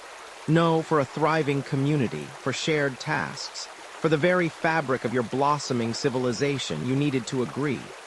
You needed to say, right, when the sun is there, we all do this. Dividing the day, that vast, shifting canvas of light and shadow, felt intuitive, a natural extension of the very first breath you took at dawn and the last sigh you breathed at dusk. But translating that intuition into something measurable, something everyone could grasp and follow, that was the grand, silent challenge. You observed, just as your ancestors had for eons, how the sun, that magnificent, fiery orb, arced across the sky. Its journey was slow, deliberate, and undeniably consistent. And as it moved, it cast shadows. Long, stretching fingers of darkness in the morning, shrinking to a stubby, almost non-existent puddle at its zenith, then lengthening again, reaching out as if to embrace the approaching night. This dance of light and dark, so fundamental to your existence, became your first, most obvious canvas for division. Imagine yourself standing there, perhaps in ancient Egypt, a land bathed in relentless sunshine. You're not just watching the shadows, you're using them. The towering obelisks, those monumental needles of stone piercing the sky, weren't just impressive monuments to pharaohs or deities. Oh no, they were also the grandest, most public timekeepers the world had yet seen. As the sun traversed its path, the obelisk's shadow would creep across etched lines on the ground, effectively segmenting the day. And because everyone could see it, everyone could agree. Ah, the shadow has reached the second mark. Time to gather the reeds for basket weaving, or perhaps for a much-needed nap under a date palm. It's truly exhausting, this inventing of time. This method, using such a simple yet grand device, allowed you to divide the daylight hours into 12 distinct segments. This is a mainstream historical fact you can cling to. The ancient Egyptians were among the pioneers in formalizing the division of the daylight period into 12 parts using devices like sundials and obelisks. They weren't calling them hours. As you understand them today, not quite. But the concept of a recurring, measured segment of the day was firmly taking root. But here's where it gets a bit tricky. A tiny, inconvenient truth your ancient self had to grapple with. These hours weren't always equal. Not by a long shot. In summer, when the days stretched long and lazy, those daylight hours were plump and generous. In winter, when the sun was a fleeting visitor, they became short, hurried little snippets. This quirky tidbit often gets overlooked. Imagine trying to schedule your ancient equivalent of a Zoom meeting when your hour could be 70 minutes one day and 45 the next. Be there in 3 hours. Someone might shout, and you just have to shrug and hope they weren't planning something that required precise timing, like, say, escaping a pursuing chariot. Or, just making sure the bread didn't burn. The night, of course, presented an entirely different problem. No sun, no shadows. Darkness was a vast, formless canvas, punctuated only by the moon and the stars, which, while useful for longer cycles, weren't much help for hourly divisions. You needed something else, something reliable even when the sun had dipped below the horizon. And that's where you turn to water. The slow, steady, relentless drip of a clepsydra, or water clock, became your nocturnal companion. A vessel with a tiny hole at the bottom, letting water escape at a constant rate into another marked container. Watching that water level slowly, patiently descend, or the receiving container slowly fill, was your new way to track the relentless march of time in the dark. It was the original, set it and forget it, timer, except you really couldn't forget it, because if you did, you probably wouldn't survive this. You'd miss your watch on the city walls, or fail to stoke the fire, or maybe even miss the critical moment when a baby needed tending. An ancient life was a lot less forgiving than your soft, modern existence. These water clocks, though ingenious, had their own foibles. The water flow could be affected by temperature, by the cleanliness of the hole, even by the amount of water already in the container. Still, they provided a consistent, if clunky, measure. You could, for instance, declare that a certain task would take 2 water vessels full to complete. It was a step, a crucial, wet step, towards standardizing those elusive smaller units of time. As your societies grew more complex, as trade expanded, and people needed to coordinate activities not just within their village, but across entire regions, the demand for more precise and universally agreed upon time divisions intensified.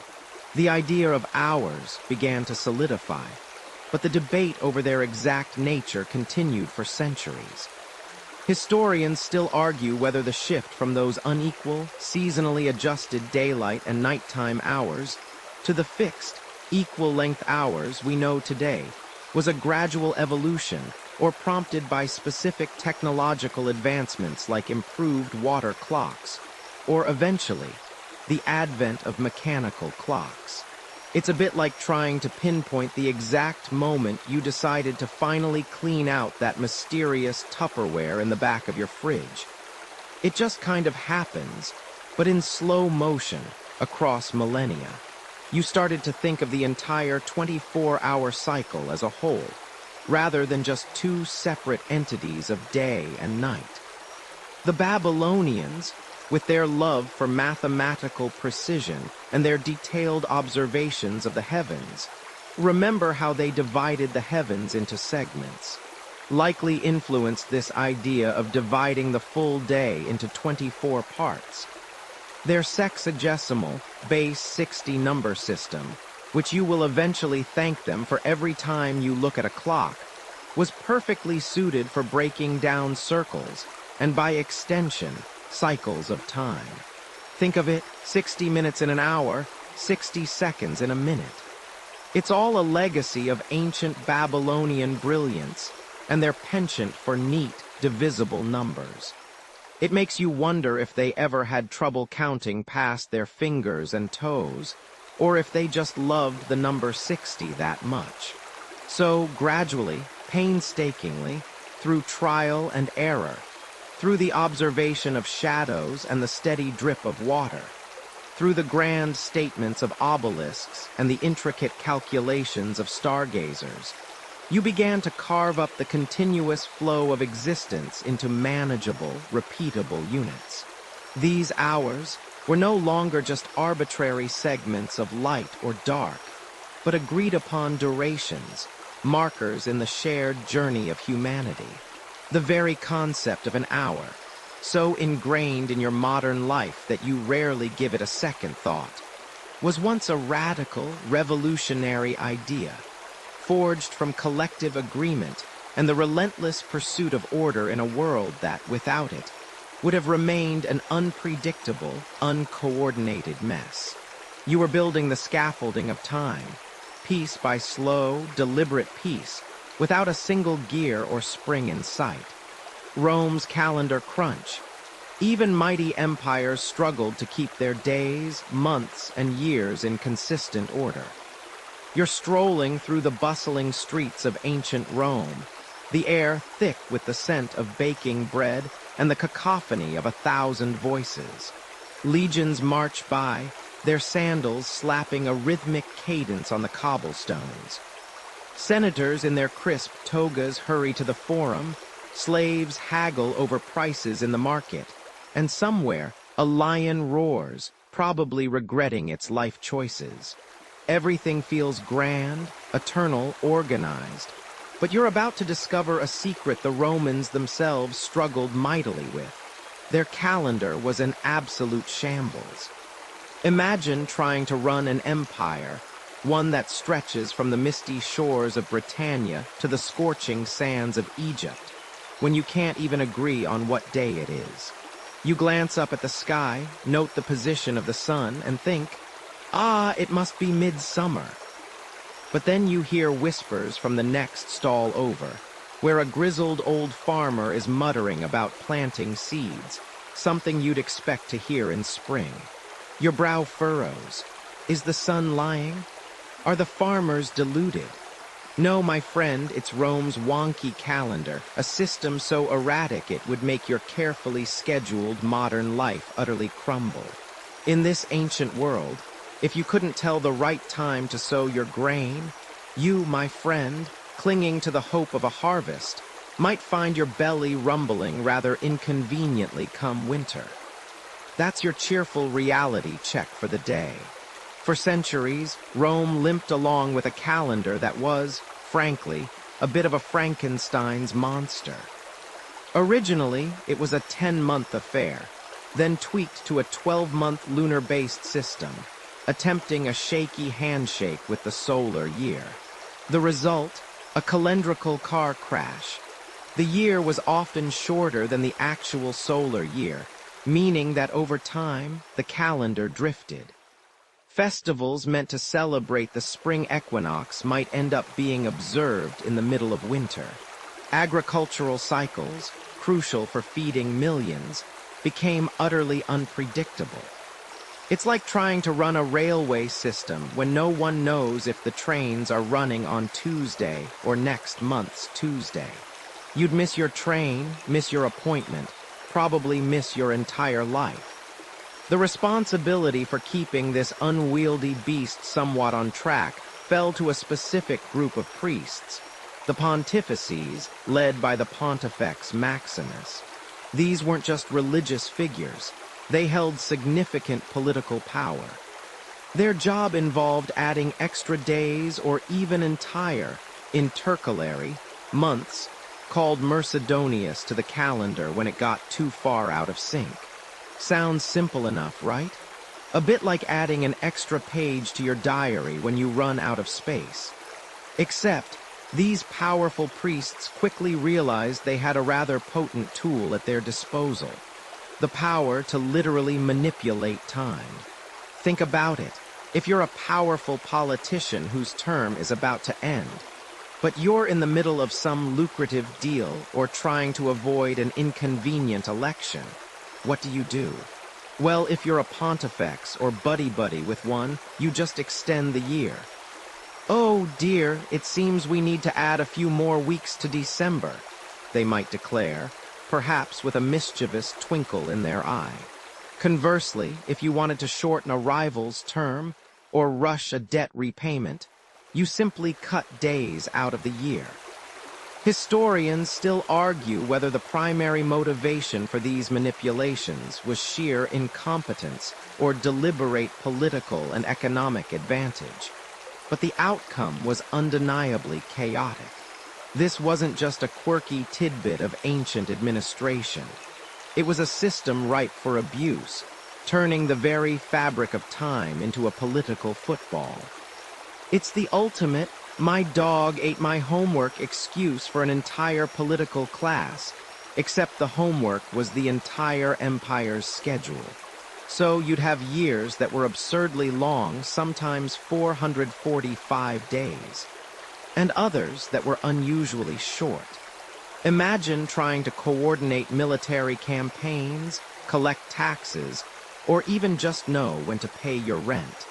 Farmers would sow seeds based on tradition, only to find the weather patterns were completely out of whack with the calendar's declaration of spring. Merchants would plan trade routes around festivals that might or might not occur when the calendar said they would. The average Roman citizen must have woken up each day with a vague sense of temporal disorientation, like constantly being jet-lagged across time itself. Your modern calendar app, which reliably tells you it's Tuesday, February 18th, 2025, seems like a miracle of cosmic clarity by comparison. The situation became so dire that by the mid-1st century BCE, the Roman calendar was something like 3 months ahead of the actual seasons.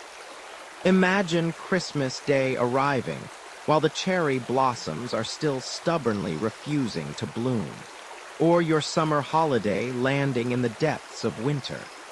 This wasn't just an inconvenience. It was a societal breakdown in the shared understanding of time, undermining everything from religious rites to agricultural output. The empire, for all its military might and architectural grandeur, was stumbling over its own feet when it came to something as fundamental as knowing what day it was. Enter Julius Caesar, a man of formidable intellect and even more formidable ambition. He understood that a stable empire required a stable calendar. Having spent time in Egypt, where he'd encountered the much more accurate solar calendar system, he was acutely aware of Rome's temporal embarrassment. In 46 BCE, fresh from his victories, and with the title of Pontifex Maximus himself, he decided to tackle the problem head-on. This wasn't just about tidying up a messy system. It was a powerful statement of control, of bringing order to chaos, of establishing a new, universal rhythm for his vast dominion. Caesar brought in the best astronomical minds of his time, most notably Sosigenes of Alexandria, a Greek astronomer and mathematician.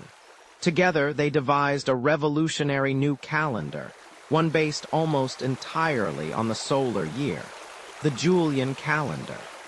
To fix the existing mess, the year 46 BCE was declared the year of confusion, and it certainly lived up to its name, stretching to a whopping 445 days. This colossal year involved inserting 2 massive intercalary months between November and December, effectively realigning the calendar with the true astronomical year. Imagine getting paid for those extra months, or having to endure that much more winter. From January 1st, 45 BCE, the Julian calendar officially took effect. It established a year of 365 days, with an extra day added every 4 years, a leap day to account for that pesky quarter-day difference. This simple, elegant solution drastically improved accuracy. Seasons returned to their rightful places. Festivals could be celebrated in accordance with nature's cycles. And most importantly, the arbitrary power of the pontifices to manipulate time for political gain was largely curtailed. It was a massive leap forward in the human attempt to impose order on the seemingly relentless, indifferent march of duration. You could finally plan your gladiatorial games, your Senate meetings, or your next feast without constantly checking a sundial. and then doing complex mental arithmetic with a side of guesswork. The rhythm of empire, from the smallest farm to the grandest temple, could now beat in a predictable, unified tempo. This reform wasn't just about dates. It was about solidifying control, creating a shared reality, and ensuring that everyone, from the lowliest slave to the most powerful emperor, was quite literally on the same page, or at least the same day. It truly was the moment Rome got its temporal act together, laying the groundwork for a standardized calendar that would endure for over 1,500 years. A testament to the enduring human need to measure, predict, and ultimately conquer time. You've wrangled the sun, the moon, the very flow of rivers into a sort of cosmic abacus, haven't you? You've made sense of days and nights, seasons and years, all through diligent observation and a surprising amount of calendar-induced headaches. But now, as your mind drifts even further back, past the precise calculations of the Babylonians and the cyclical floods of the Nile, you stumble into a quieter, yet infinitely more complex realm. It's the realm of pure thought, where the very concept of time, which you've so carefully constructed from shadows and celestial ballet, is suddenly, unsettlingly, put on trial. Imagine yourself not as a farmer eyeing the sky for rain, or a priest charting the moon's phases, but as a solitary figure, perhaps nestled amongst olive trees, the warm Mediterranean breeze rustling through leaves. You're no longer merely observing time's passage, you're questioning it. Is this relentless forward march, this unceasing sequence of moments, a fundamental part of the universe itself, like the rocks beneath your feet or the stars above your head? Or is it something you, with your clever, pattern-seeking brain, have simply invented? This wasn't a practical problem you could solve with a bigger sundial or a new set of lunar tables. This was an existential riddle, born from the very human capacity for abstract thought. You begin to notice that while the sun rises and sets and seasons turn, these are all events. If nothing ever happened, would time still exist? If you were the last consciousness in the universe, and nothing moved, nothing changed, would time tick on, unheard and unmeasured? It's a bit like asking if a tree falling in a forest makes a sound if no one's there to hear it, except with infinitely higher stakes. And frankly, considering how much your ancient brain is already wrestling with the concepts of fire and basic hygiene, diving into this philosophical rabbit hole is a scenario you probably won't survive. Your brain might just short-circuit from the sheer meta-ness of it all. Thinkers of this nascent intellectual age, the philosophers of ancient Greece, became the grand inquisitors of time. They weren't just charting the future for planting crops. They were trying to dismantle and reassemble reality itself. You might encounter a sage like Plato, who whispers of a perfect, unchanging realm of forms, where true reality exists, untainted by the messy, ever-shifting world you perceive. In this ideal realm, time, as you experience it, is merely an imperfect reflection, a shadow of eternity. It's not a fundamental building block of the universe, but rather something that happens within the sensory world, a kind of moving image of that timeless reality. For Plato, time isn't a thing in itself, but an attribute of motion and change in the material world. If there's no change, there's no time, at least not in the sense you understand it. It makes those elaborate Roman calendars seem rather quaint, doesn't it? All that fuss over something that's not even real. Then you'd find yourself arguing, perhaps heatedly, with students of Aristotle. He, in his eminently practical way, saw time not as a separate entity, but as the measure of motion or change. For Aristotle, time is inherently linked to movement. You can't have time without something moving or changing. It's the number of motion with respect to before and after. So, if you recall our earlier discussions about the sun's shadow moving across a stone, or the slow, steady drip of a water clock, Aristotle would nod approvingly. These aren't just ways to measure time. They are manifestations of time itself, because they involve change and motion. He wouldn't be nearly as interested in your abstract navel-gazing about timeless realms. He'd probably just ask if you'd finished your chores. This fundamental disagreement, this core philosophical divide, wasn't just academic musing. It shaped how entire civilizations conceived of their place in the cosmos. If time is cyclical, as many ancient cultures believed, remember those endless natural cycles of the seasons, the sun, the moon? Then history repeats itself, and destiny might feel more predetermined.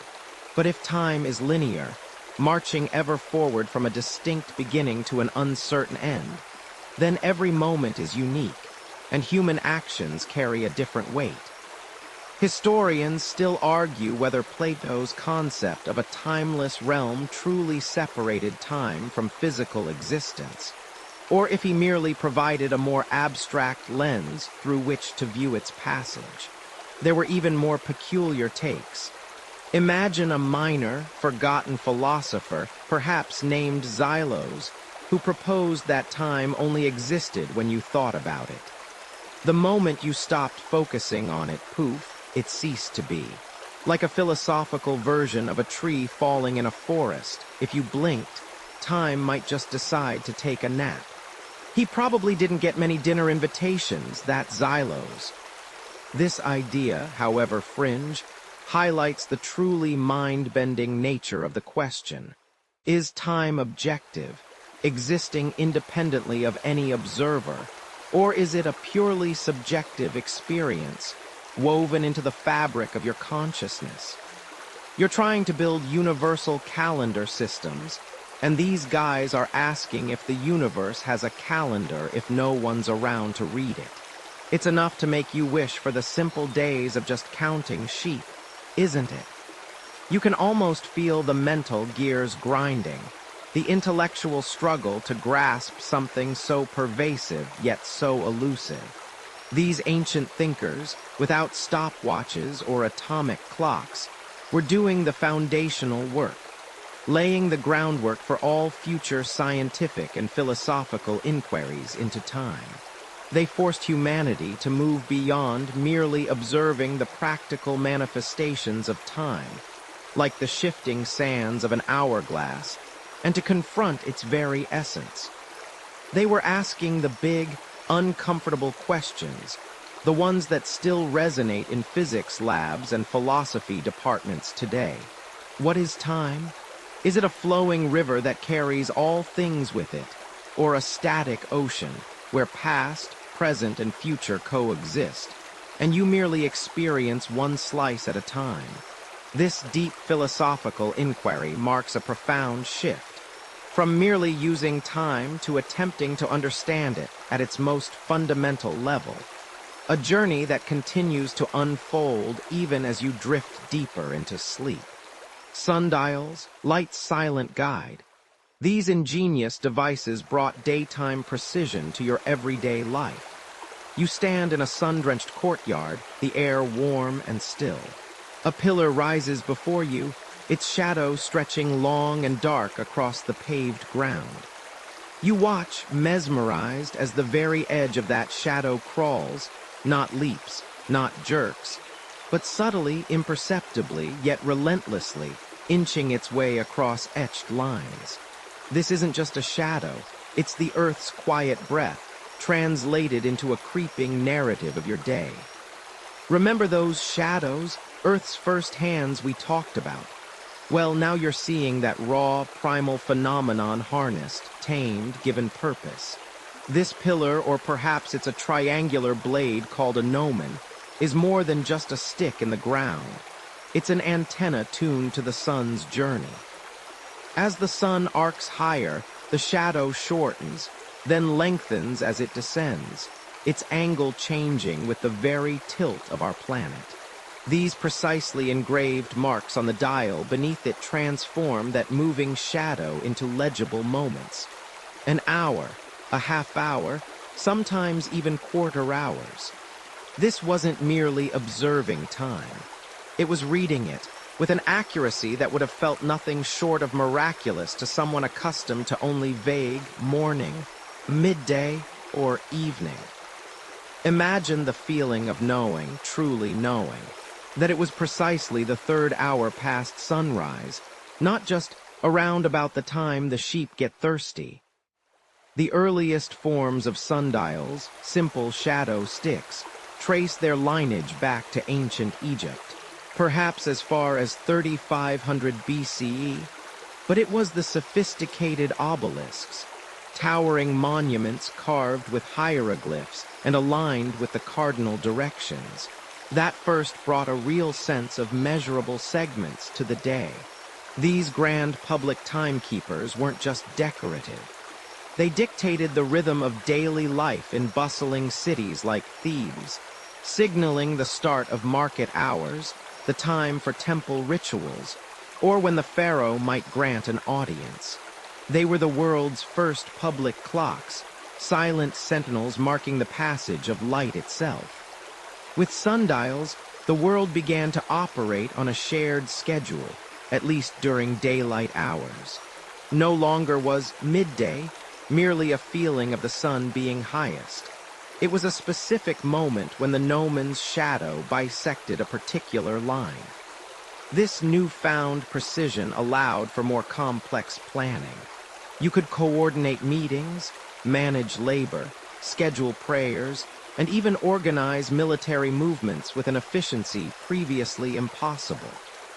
Imagine trying to stage a synchronized attack if half your army thought dawn meant 20 minutes before actual sunrise, and the other half thought it was when the chickens started arguing. Sundials brought a welcome, if simple, standardization to the chaos of daily existence. It was like finally getting everyone in your village to agree on whether "be there soon" means 5 minutes or 5 hours. But not all sundials were monumental.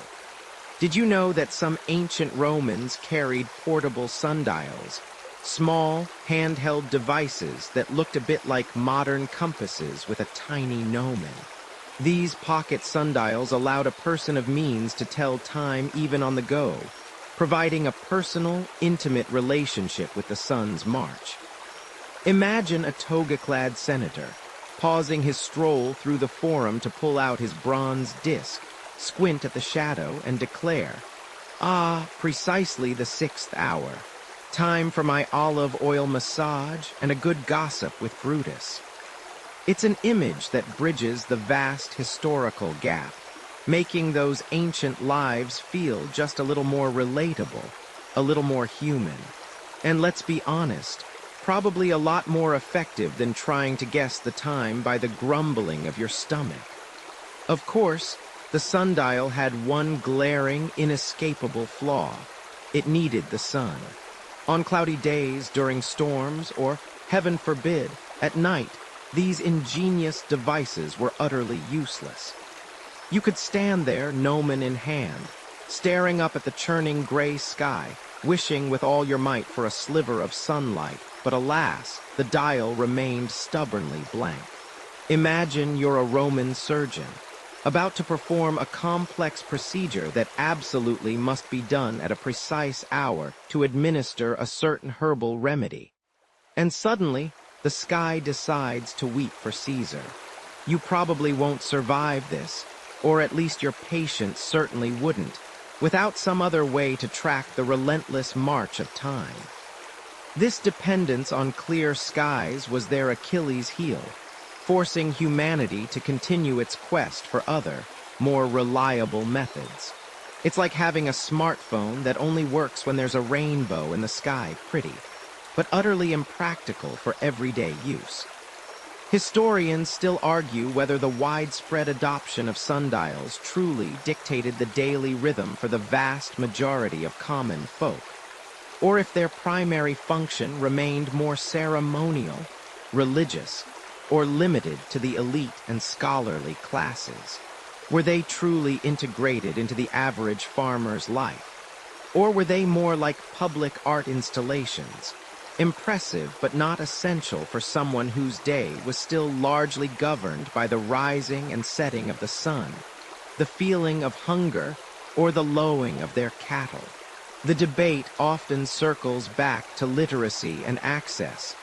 How many people could actually read the intricate markings on a public sundial, let alone afford a portable one? This is a question of how deeply the abstract concept of precise time, beyond broad segments, permeated ancient societies. You might look at a sundial today and think, how quaint! But consider the sheer intellectual leap required to formalize the sun's shadow into a precise measurement. It's like inventing the concept of a spreadsheet using only pebbles and sand. The human mind, ever the clever trickster, found a way to quantify something as ephemeral as a moving shadow. And while your smartwatch might mock its simplicity, the sundial laid the foundational understanding that time could be divided, measured, and, crucially, shared. It was the original check the time on your wrist moment, just with more risk of sunburn and significantly less chance of accidental cat videos. And remember that crocodile dung sunscreen we mentioned. You'd have needed it if you were spending all day squinting at an obelisk, trying to figure out if it was lunchtime or just time to get out of the sun before you become jerky. The sundial, with its quiet elegance and reliance on the very source of light and life, stood as a testament to humanity's growing desire for order.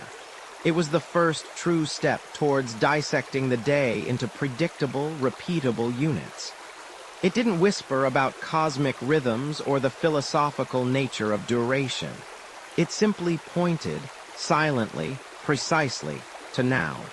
This now was no longer a vague feeling, but a point on a calibrated scale, slowly, deliberately, nudging you towards a future where every tick and tock would be accounted for, even when the sun decided to take a day off. The next challenge, of course, was to find a way to tell time when the silent guide of light decided to go to sleep for the night, or just hide behind a particularly stubborn cloud.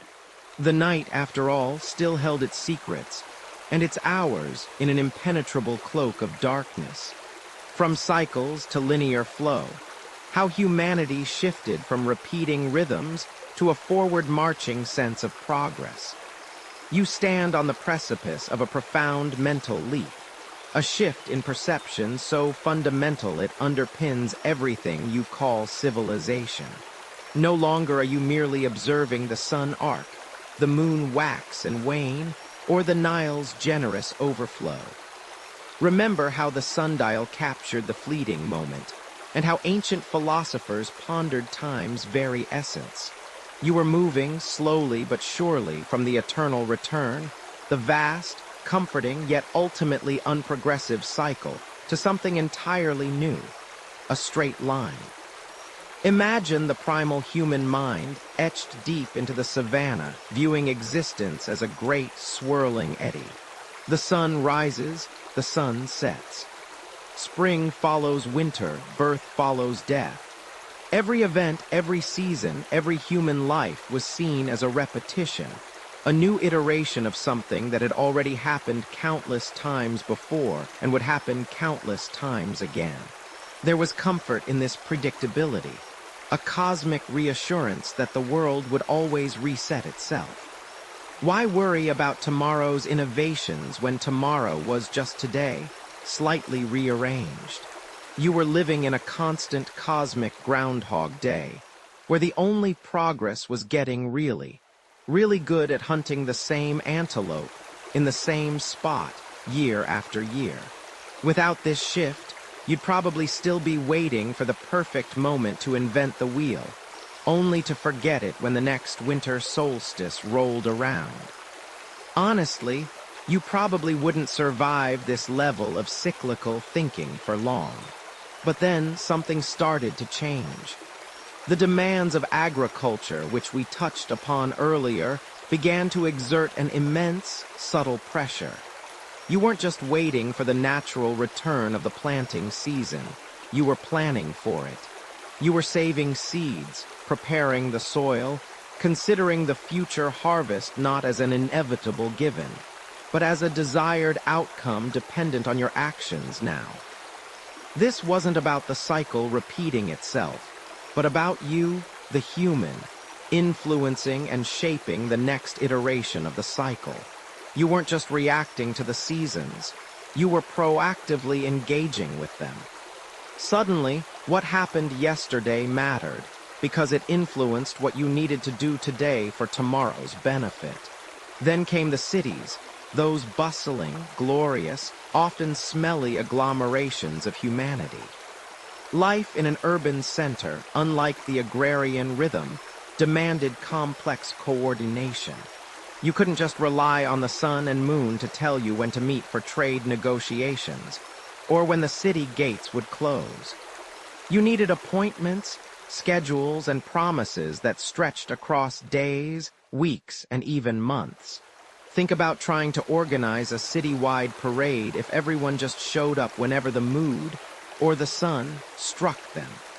It would be less a parade, more a spontaneous, chaotic ambling. You chuckle, picturing a Roman general trying to explain a battle plan involving meet at the big rock when the shadow is, well, there. This burgeoning social complexity required a shared, linear understanding of time, a progression from one distinct moment to the next. Trade, too, pushed this forward. When you're shipping goods across vast distances, you need to know when they'll arrive.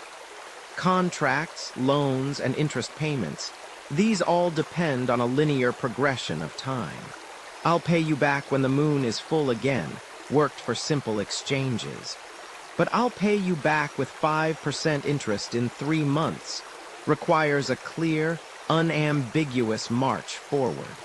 Money, that abstract representation of value, inherently understands linear time. It grows, it accrues, it is earned and spent, and its value changes over time, not just in endless repetition.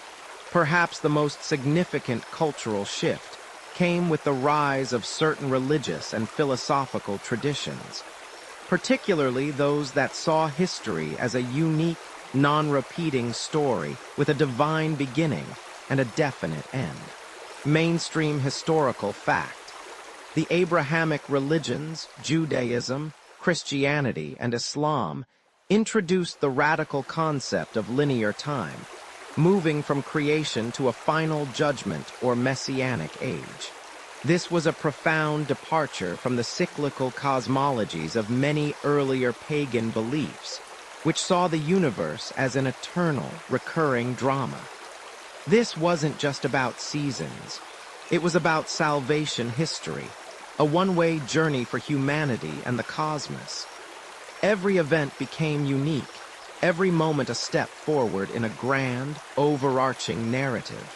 And yet, despite this monumental shift, some pockets of cyclical thinking persisted, or perhaps re-emerged in different forms. Here's a quirky tidbit. While Western thought embraced linearity, even prominent thinkers like Friedrich Nietzsche in the 19th century toyed with the ancient concept of eternal recurrence, imagining a universe where all events repeat infinitely. He wrestled with it not as a comfort, but as a terrifying burden, a test of whether one could truly love every moment of life if destined to relive it endlessly. This suggests the cyclical impulse, though often sublimated, never entirely vanished from the human psyche. Of course, this isn't to say humanity just woke up one morning and decided, right, from now on, it's a straight line. This was a gradual, uneven transformation, influenced by countless factors. Historians still argue whether the invention of writing itself was the primary catalyst for linear time perception. or merely a tool that facilitated an already emerging concept? Did documenting events, creating annals and histories, force us to see a progression? Or did we invent writing precisely because we were already starting to conceive of a future and a past that were distinctly different from the present? It's a classic chicken and egg scenario, really, except with far more parchment and considerably less clucking. This shift wasn't a sudden revelation, but a slow, almost imperceptible tilt in the collective human mind, from spinning in place to trudging purposefully forward, one marked moment after another. Early tools, sands and flames, sand glasses and burning candles became simple, portable, and accessible timers. You're huddled inside, maybe during a storm or deep in the hold of a ship, or perhaps just during a long, drawn-out medieval winter. The sun, your trusty sundial, is long gone. The river, your flood calendar, is miles away. The moon, your nightly companion, is shrouded by clouds. How do you tell time now? How do you know when to flip the bread on the fire? Or when that interminable sermon is finally supposed to end? Imagine, if you will, the gentle, almost hypnotic whisper of countless grains of sand, tumbling ceaselessly from one bulb of glass into another. You watch them mesmerized as the tiny golden cascade creates a growing mound in the lower chamber, a miniature desert in slow motion. This, my friend, is your new clock, the sand glass. It's elegant in its simplicity, almost poetic. No gears, no springs, no fussy winding. Just gravity doing its relentless work, pulling each grain down, down, down. You can pick it up, carry it with you, place it anywhere you like, as long as it stays upright. It's a remarkable leap from watching shadows crawl across a courtyard. Suddenly, time isn't just out there, dictated by the cosmos. It's here in your hands, tangible, countable. You probably wouldn't survive 5 minutes if you had to rely solely on one of these to navigate modern life, let alone a looming apocalypse. Hold on, I just need to flip my sand glass to see if it's time to run from the zombies. Yeah, good luck with that. But back then, this was cutting-edge tech. The sand glass wasn't about precise seconds or even minutes, not by our standards. It was about duration. A fixed, repeatable duration. You knew that when all the sand had fallen, a specific amount of time had passed. A sermon might be 1 sand glass long. A watch on a ship might be 4 sand glasses. It was practical, portable, and wonderfully independent of the weather or the time of day. Sailors, especially, loved these. On the high seas, far from any fixed reference point, a 4-hour sand glass was essential for keeping track of watches and determining longitude. You see, if you knew how long you'd been sailing west, and you knew the time difference between your current position and your starting point, you could, in theory, calculate how far west you'd traveled.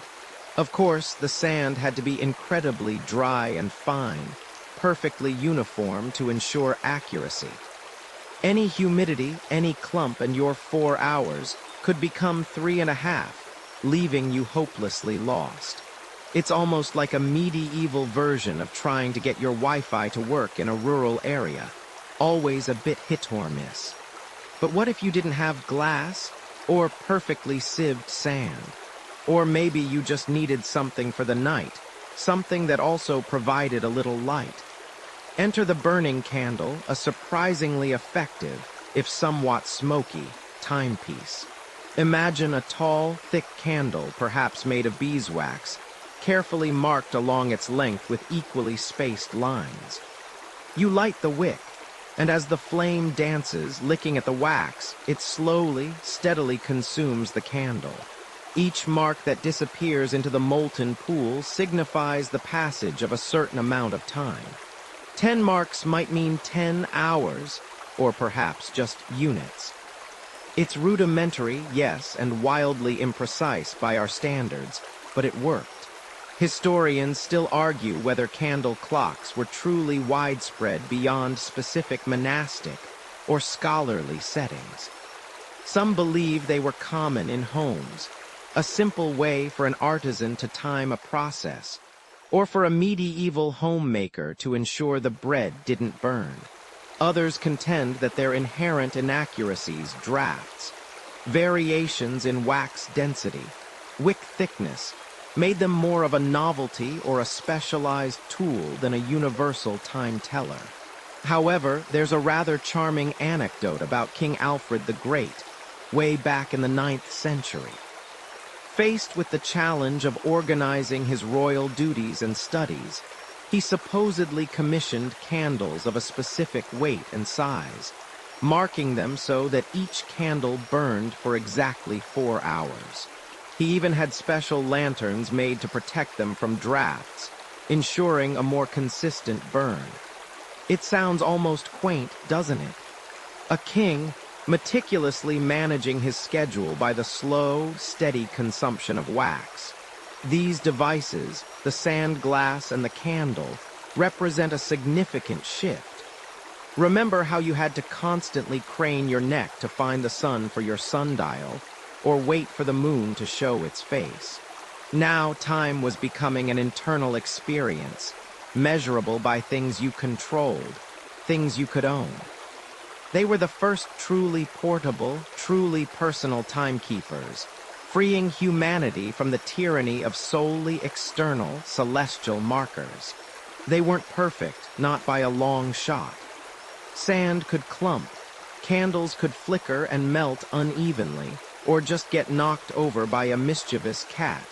Imagine the absolute chaos of losing your time mid-bake because Tibbles decided to investigate the glowing stick.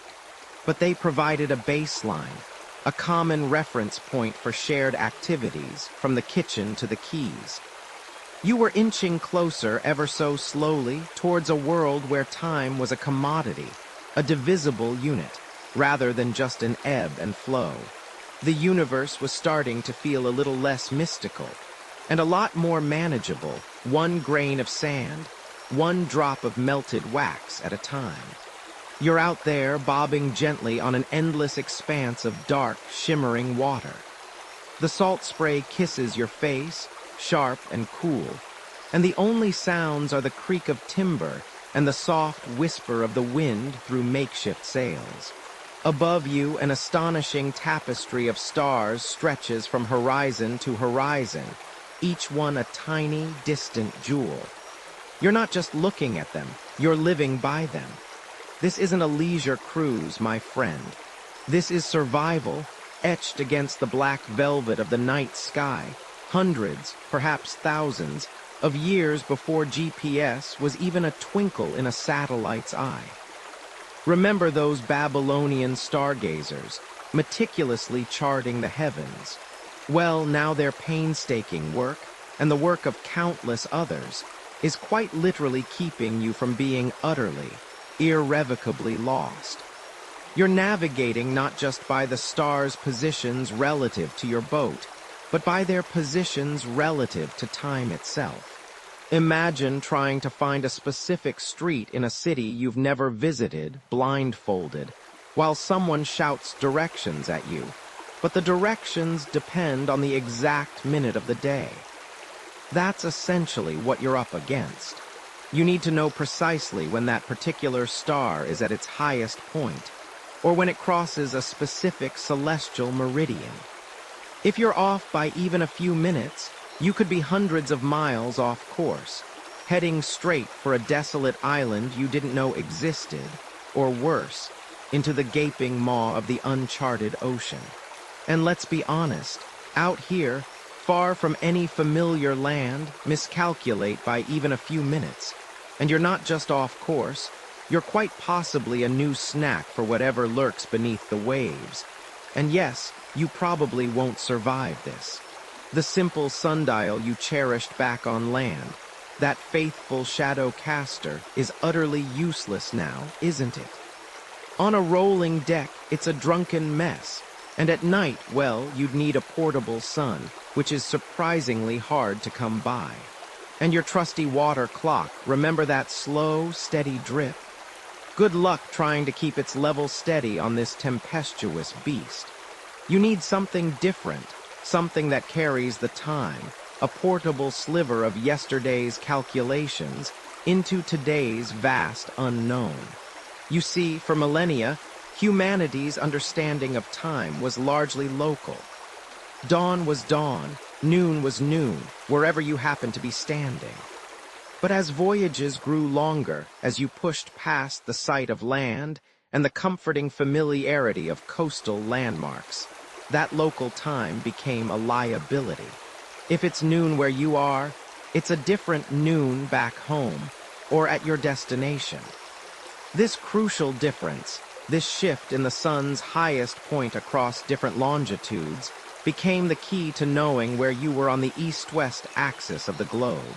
You could find your latitude fairly easily by measuring the height of the pole star or the sun at noon, but longitude, that was the truly fiendish puzzle. It needed synchronized time. It demanded you know not just what time it was here, but what time it was there at some fixed reference point, usually your port of origin or a known meridian. This was the birth of a truly global, unified concept of time, driven by the desperate need not to crash your ship into an unforeseen continent. Or, as one particularly gruff captain put it, time and tides wait for no man, especially if he doesn't know where he is. Think about the mental gymnastics involved. You're watching the stars, tracking their slow, majestic arcs across the night sky, trying to correlate them with charts that were meticulously drawn on land, based on a fixed time back in port. Mainstream historical fact. The challenge of determining longitude at sea was so profound that in 1714, the British government established the Board of Longitude, offering a colossal prize, the equivalent of millions of dollars today for a practical method. This prize spurred centuries of innovation, largely focused on reliable marine chronometers, but the conceptual groundwork for demanding such accuracy came much, much earlier. Long before the precision chronometers came into being, navigators relied on astronomical observation, using tables of lunar distances or Jupiter's moons. These methods, while theoretically sound, were incredibly difficult to execute on a pitching ship and required knowing the exact time at a reference meridian. Now, here's a quirky tidbit. Before the invention of reliable mechanical clocks that could keep accurate time at sea, some desperate navigators would actually carry live chickens with them. Not for food, mind you, though I'm sure a desperate sailor would disagree with my assessment, but to try and estimate the local time. They'd observe when the roosters crowed, assuming this was roughly at sunrise, and then try to compare that to a predicted sunrise time back home. It was, shall we say, a less than precise method, largely reliant on whether your rooster had a working internal clock or was just having a bad day. I suppose it beat trying to train a flock of very small, very loud seagulls. Historians still argue whether early mariners truly grasped the concept of longitude as we understand it, or if their celestial mapping was more intuitive and less mathematically precise, more of a feel for their position based on repeated observations rather than rigid calculation. But regardless of the theoretical framework, the practical need for a consistent, universal time reference was undeniable. You needed to know, minute by minute, where that star should be if you were back in London, or Alexandria, or Beijing. And then you'd compare that to where it actually was, right here, right now, on your ship, in the middle of nowhere. The difference told you how far east or west you drifted. It was a cosmic puzzle, where time was the missing piece, and the stakes were your very existence. So you peered through your astrolabe or your quadrant, aligning the tiny sights with that brilliant point of light, whispering the seconds, counting, always counting, the invisible flow of time that tied you to the safe, solid ground you'd left behind. Trade's temporal demands. Commerce pushed for synchronized, agreed-upon schedules across different lands. You've just disembarked from a ship, or perhaps your caravan has finally arrived at a bustling port city after weeks, maybe months of grueling travel.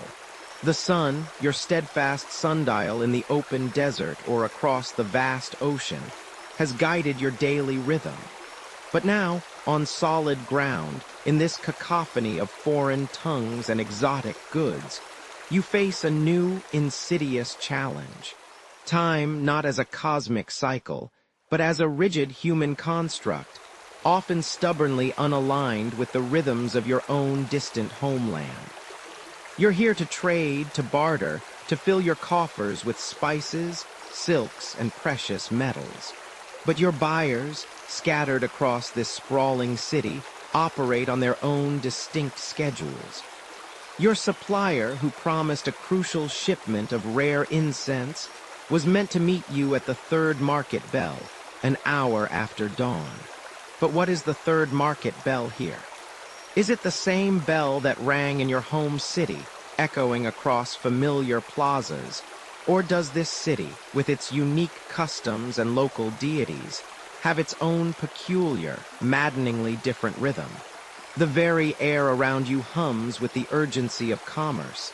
Yet underneath it all, a subtle, often frustrating discord plays out, a constant friction born of divergent temporal understandings. This, my sleepy friend, is precisely where the gentle, yet relentless hand of commerce began to knead humanity's understanding of time into something far more rigid, far more shared. For millennia, you'd navigated by the sun's comforting arc, the moon's gentle phases, the river's predictable ebb and flow, even your own rumbling stomach, that most personal of internal clocks. But now, with trade routes stretching across continents, with merchant ships sailing beyond the sight of familiar shores for months on end, and caravans traversing endless, unforgiving deserts, these local, organic rhythms simply wouldn't do. Imagine the sheer, soul-crushing chaos. You arrive, hopeful, with a wagon laden with amphory filled with your finest olive oil, a product of your family's generational labor, only to find the annual grand market for such goods closed for a lunar festival you'd never even heard of. You probably won't survive this level of temporal miscalculation. Your olive oil, much like your dreams of profit, will slowly, sadly turn rancid right there on the dockside, a pungent monument to your temporal naivety. The uncomfortable truth is, as you expanded your world, as your desire for exotic goods grew, so too did the demand for synchronized, agreed-upon schedules. You couldn't just wing it anymore, hoping for the best. A merchant in bustling Alexandria needed to know, with reasonable certainty, when a consignment from faraway Byzantium would actually arrive. A spice trader in the heart of India needed to coordinate meticulously with a silk dealer in distant China, ensuring their respective caravans met at a specific oasis on a specific day, weeks or even months down the line, without a single misplaced camel step. It wasn't just about knowing if it was day or night anymore. It was about knowing which specific day and which precise part of that day across vast, unclocked distances where communication was slow and costly. Consider the sprawling, bustling marketplaces that sprang up at the crossroads of these trade routes. These weren't just random gatherings. They were often highly scheduled events, sometimes tied to ancient lunar cycles, sometimes to specific agricultural seasons, but increasingly they needed to be fixed by explicit human agreement. Mainstream historical fact. The ancient Roman Empire a colossal trading machine that devoured and connected disparate lands, eventually understood this imperative and standardized its calendar, the Julian calendar, across its vast, diverse territories. This wasn't merely for imperial administration or military movements, though those were certainly factors. It was crucially to facilitate reliable, predictable trade. Before this standardization, local calendars varied wildly, making interregional commerce a bureaucratic and logistical nightmare.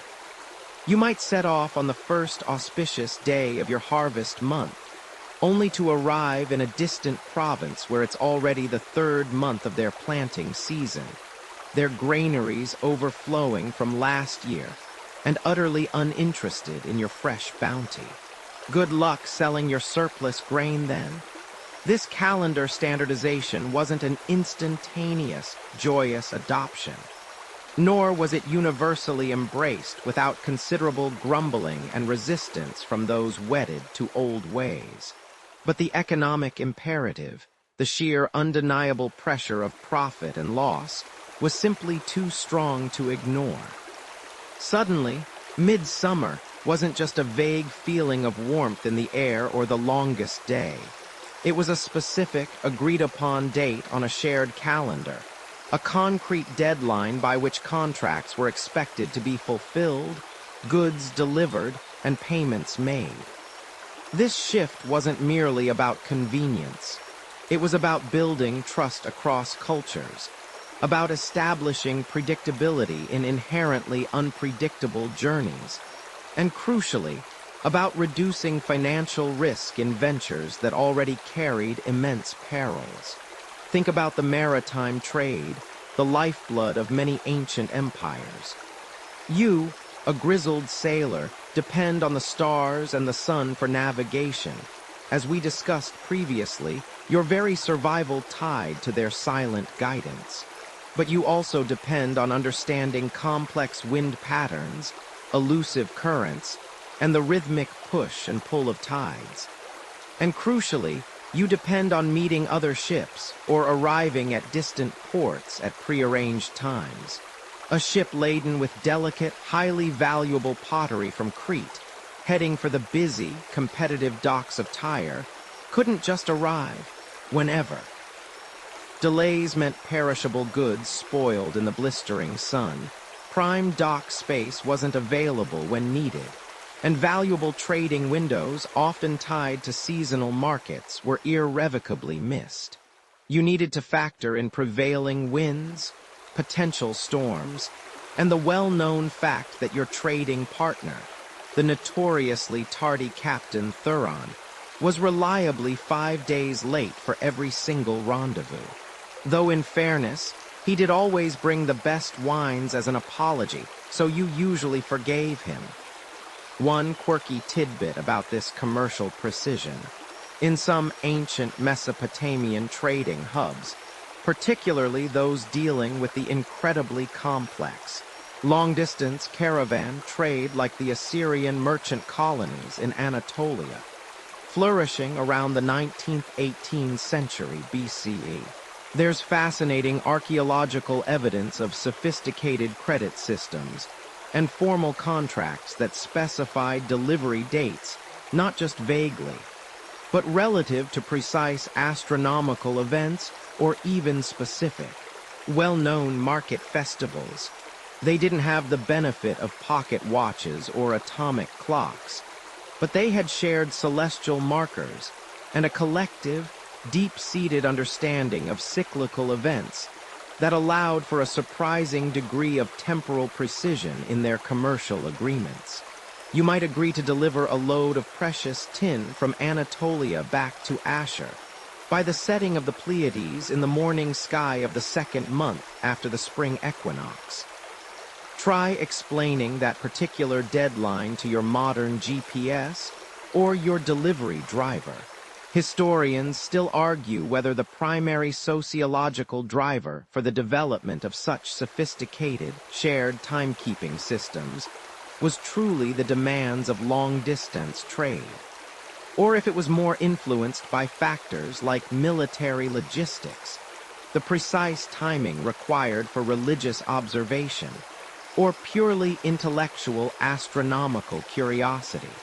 But there's no denying that commerce, with its insatiable, relentless appetite for efficiency, predictability, and profit, acted as an incredibly powerful accelerant, pushing humanity towards a more unified temporal framework.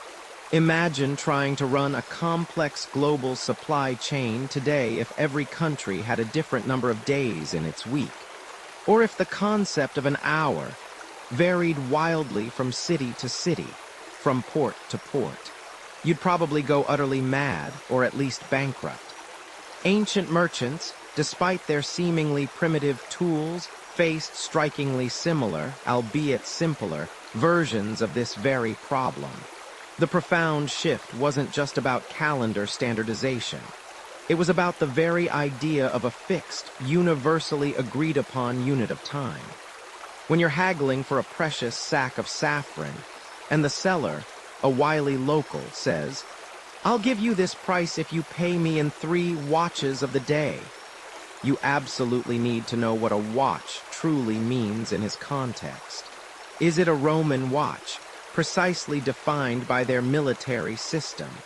A Babylonian watch, based on stellar observations? Or just how long he personally feels like waiting for his payment? These casual, locally understood time divisions, perfectly adequate for the rhythm of village life, became utterly, hopelessly inadequate for the rigorous, high-stakes demands of interregional trade. This commercial pressure fostered a different kind of negotiation, one not just about price, quality, or quantity, but about the very framework of exchange itself: time. Trade fostered the urgent need for temporal dictionaries, for shared reference points that transcended local dialects and customs.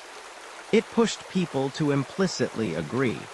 A day is X hours, an hour is Y minutes, even if those hours and minutes were still measured by the shifting shadow of a sundial, the slow drip of a water clock, or the increasingly refined observation of the night sky. The stakes were incredibly high. A missed deadline could mean financial ruin for your entire family, a shattered reputation that would haunt you for years, or even, in more volatile times, grave physical danger from an angered buyer or a competing merchant. You absolutely do not want to be the merchant who promised a delivery of gold by the next full moon, only for the moon to be obscured by incessant clouds for a solid week, and your furious, axe-wielding buyer shows up at your tent. So, while you might think of time as a natural, ethereal progression, something that simply is and always has been, the truth is that much of its standardization, its hard-edged precision, was forged and hammered out on the relentless anvil of commercial necessity. The constant clinking of coins, the meticulous rustle of ledgers, the protesting creaking of heavily laden carts. These sounds, unseen and unheard by modern ears, were the unseen metronome that slowly but surely urged humanity towards a shared, consistent, and ultimately global understanding of time. It wasn't about abstract philosophical pondering, not initially anyway. It was about cold, hard profit and very real survival.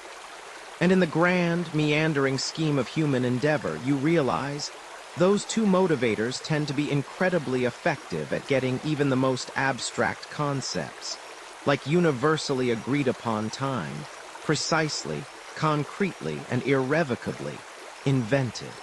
The next time you glance at your watch to check on an online delivery, remember, you're merely experiencing the latest, most convenient iteration of a very, very old struggle for temporal synchronization, all for the sake of getting your stuff. And who doesn't love getting stuff, right? Your personal time perception. Ultimately, time remains a profoundly human experience, felt differently by each of you. You're lying there now, feeling the slow pulse of your own breath, perhaps noticing the gentle thump-thump of your heart. Or maybe you're already drifting, caught between awareness and the soft velvet of slumber. Think about those moments, don't you, when an hour flashes by in what feels like mere minutes, or when 10 minutes drag on for an eternity, each second a tiny, agonizing infinity in itself. It's a trick, isn't it? A sleight of hand played by the most complex, most personal timekeeper you possess, your own brain. While all those agreed-upon schedules helped you navigate the bustling markets and distant voyages, while they ensured your cargo arrived on time, most of the time, anyway, there was always another clock ticking, far more personal and utterly erratic, deep inside you. If you were, say, a deep-sea diver relying solely on your internal clock for decompression stops, just guessing when the crucial 10 minutes were up, well, you probably won't survive this. Thankfully, for most of life's less critical moments, your brain gets to play fast and loose with the very fabric of now. Your perception of time isn't a constant, reliable river.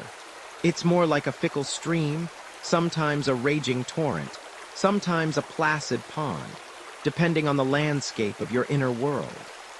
When you're absorbed, truly lost in an activity, whether it's building a sandcastle that would make pharaohs jealous, or finally understanding why that crocodile dung sunscreen was a bad idea, time seems to evaporate.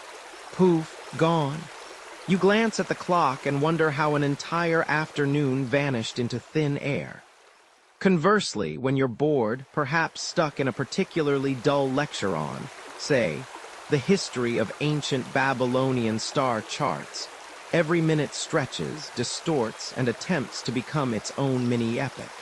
It's like your brain is running a cruel little experiment on you, just to see how much temporal agony you can endure. A watched pot never boils, they say, but really, a bored brain never lets time pass. This is why that Friday deadline always seems to appear out of nowhere, yet the wait for your favorite new series to drop feels longer than the entire lifespan of the Roman Empire. This isn't just a quirky feeling. It's rooted in fascinating neurological processes. When you're in a state of high arousal or danger, for example, your brain ramps up its processing speed, taking in more information per second. This can lead to the sensation that time is slowing down, allowing you to react to events that would otherwise be too fast to perceive. It's why, in a sudden crisis, everything seems to move in slow motion, giving you those precious milliseconds to respond.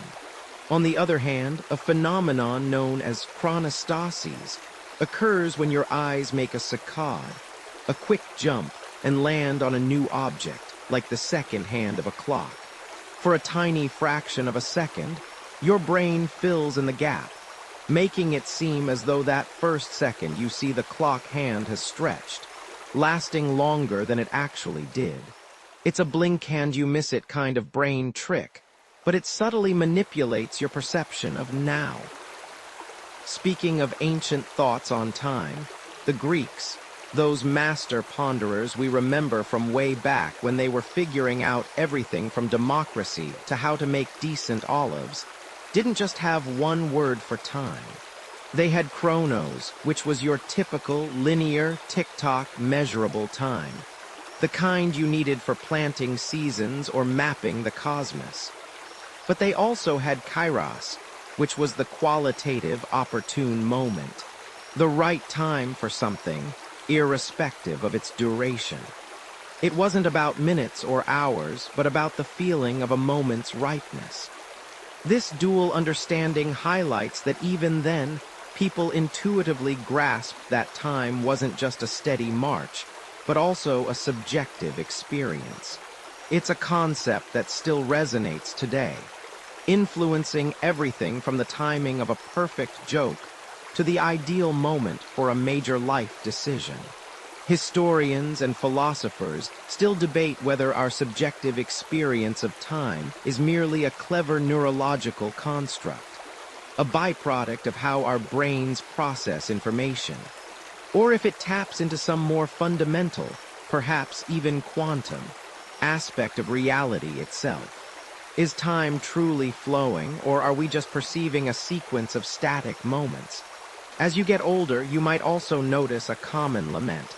Time just speeds up. Suddenly, a year feels like 6 months, then 3. This isn't because the universe is accelerating just for you, though sometimes it feels that way, doesn't it? It's partly because each year represents a smaller proportion of your total lived experience, and partly because novelty fades. When you were a child, every day was packed with new discoveries, new experiences, new ways to smear mud on your face, each moment novel and memorable. As an adult, routines take over, and your brain compresses familiar, uneventful periods. So those long, sun-drenched summers of youth filled with endless days might feel like they lasted longer than an entire decade does now. Sorry about that. Blame your brain for getting efficient or lazy. Ultimately, your personal perception of time is a testament to the incredible, intricate, and often whimsical workings of your mind. It's a silent, constant narration, shaped by your emotions, your memories, your attention, and the very structure of your brain. It's a reminder that even as humanity built grand calendars from lunar cycles, measured precision with water clocks, and synchronized global trade, the most intimate and profound experience of time always remained just that, profoundly yours. And so, as you lie here enveloped in the quietude of this moment, perhaps you feel time gently stretching, softening at its edges. The relentless ticking of external clocks, the demands of schedules, the precision needed for farming or trade, all begin to recede, fading into the comfortable background hum of the universe. There is no need for such rigid measurements here, no urgent appointments to keep, no grand journeys to plan that require precise temporal calculations. You are simply adrift in your own moment, unburdened by the relentless march of Chronos, perhaps even touching the timelessness of Kairos.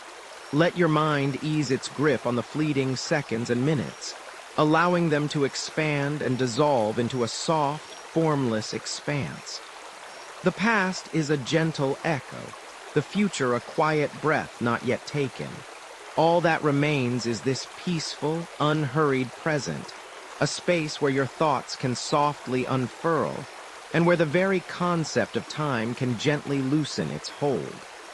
Feel yourself settle deeper, softer, as if melting into the very mattress beneath you. The day's memories, like wisps of smoke, dissipate into the vast, calm ocean of your consciousness. There is only peace now, a serene, timeless calm that whispers you toward the deepest, most restorative rest. Allow yourself to float, weightless and free, as the world outside fades into a gentle, harmonious silence. Everything is as it should be, perfectly aligned in this tranquil, timeless space. Sweet dreams.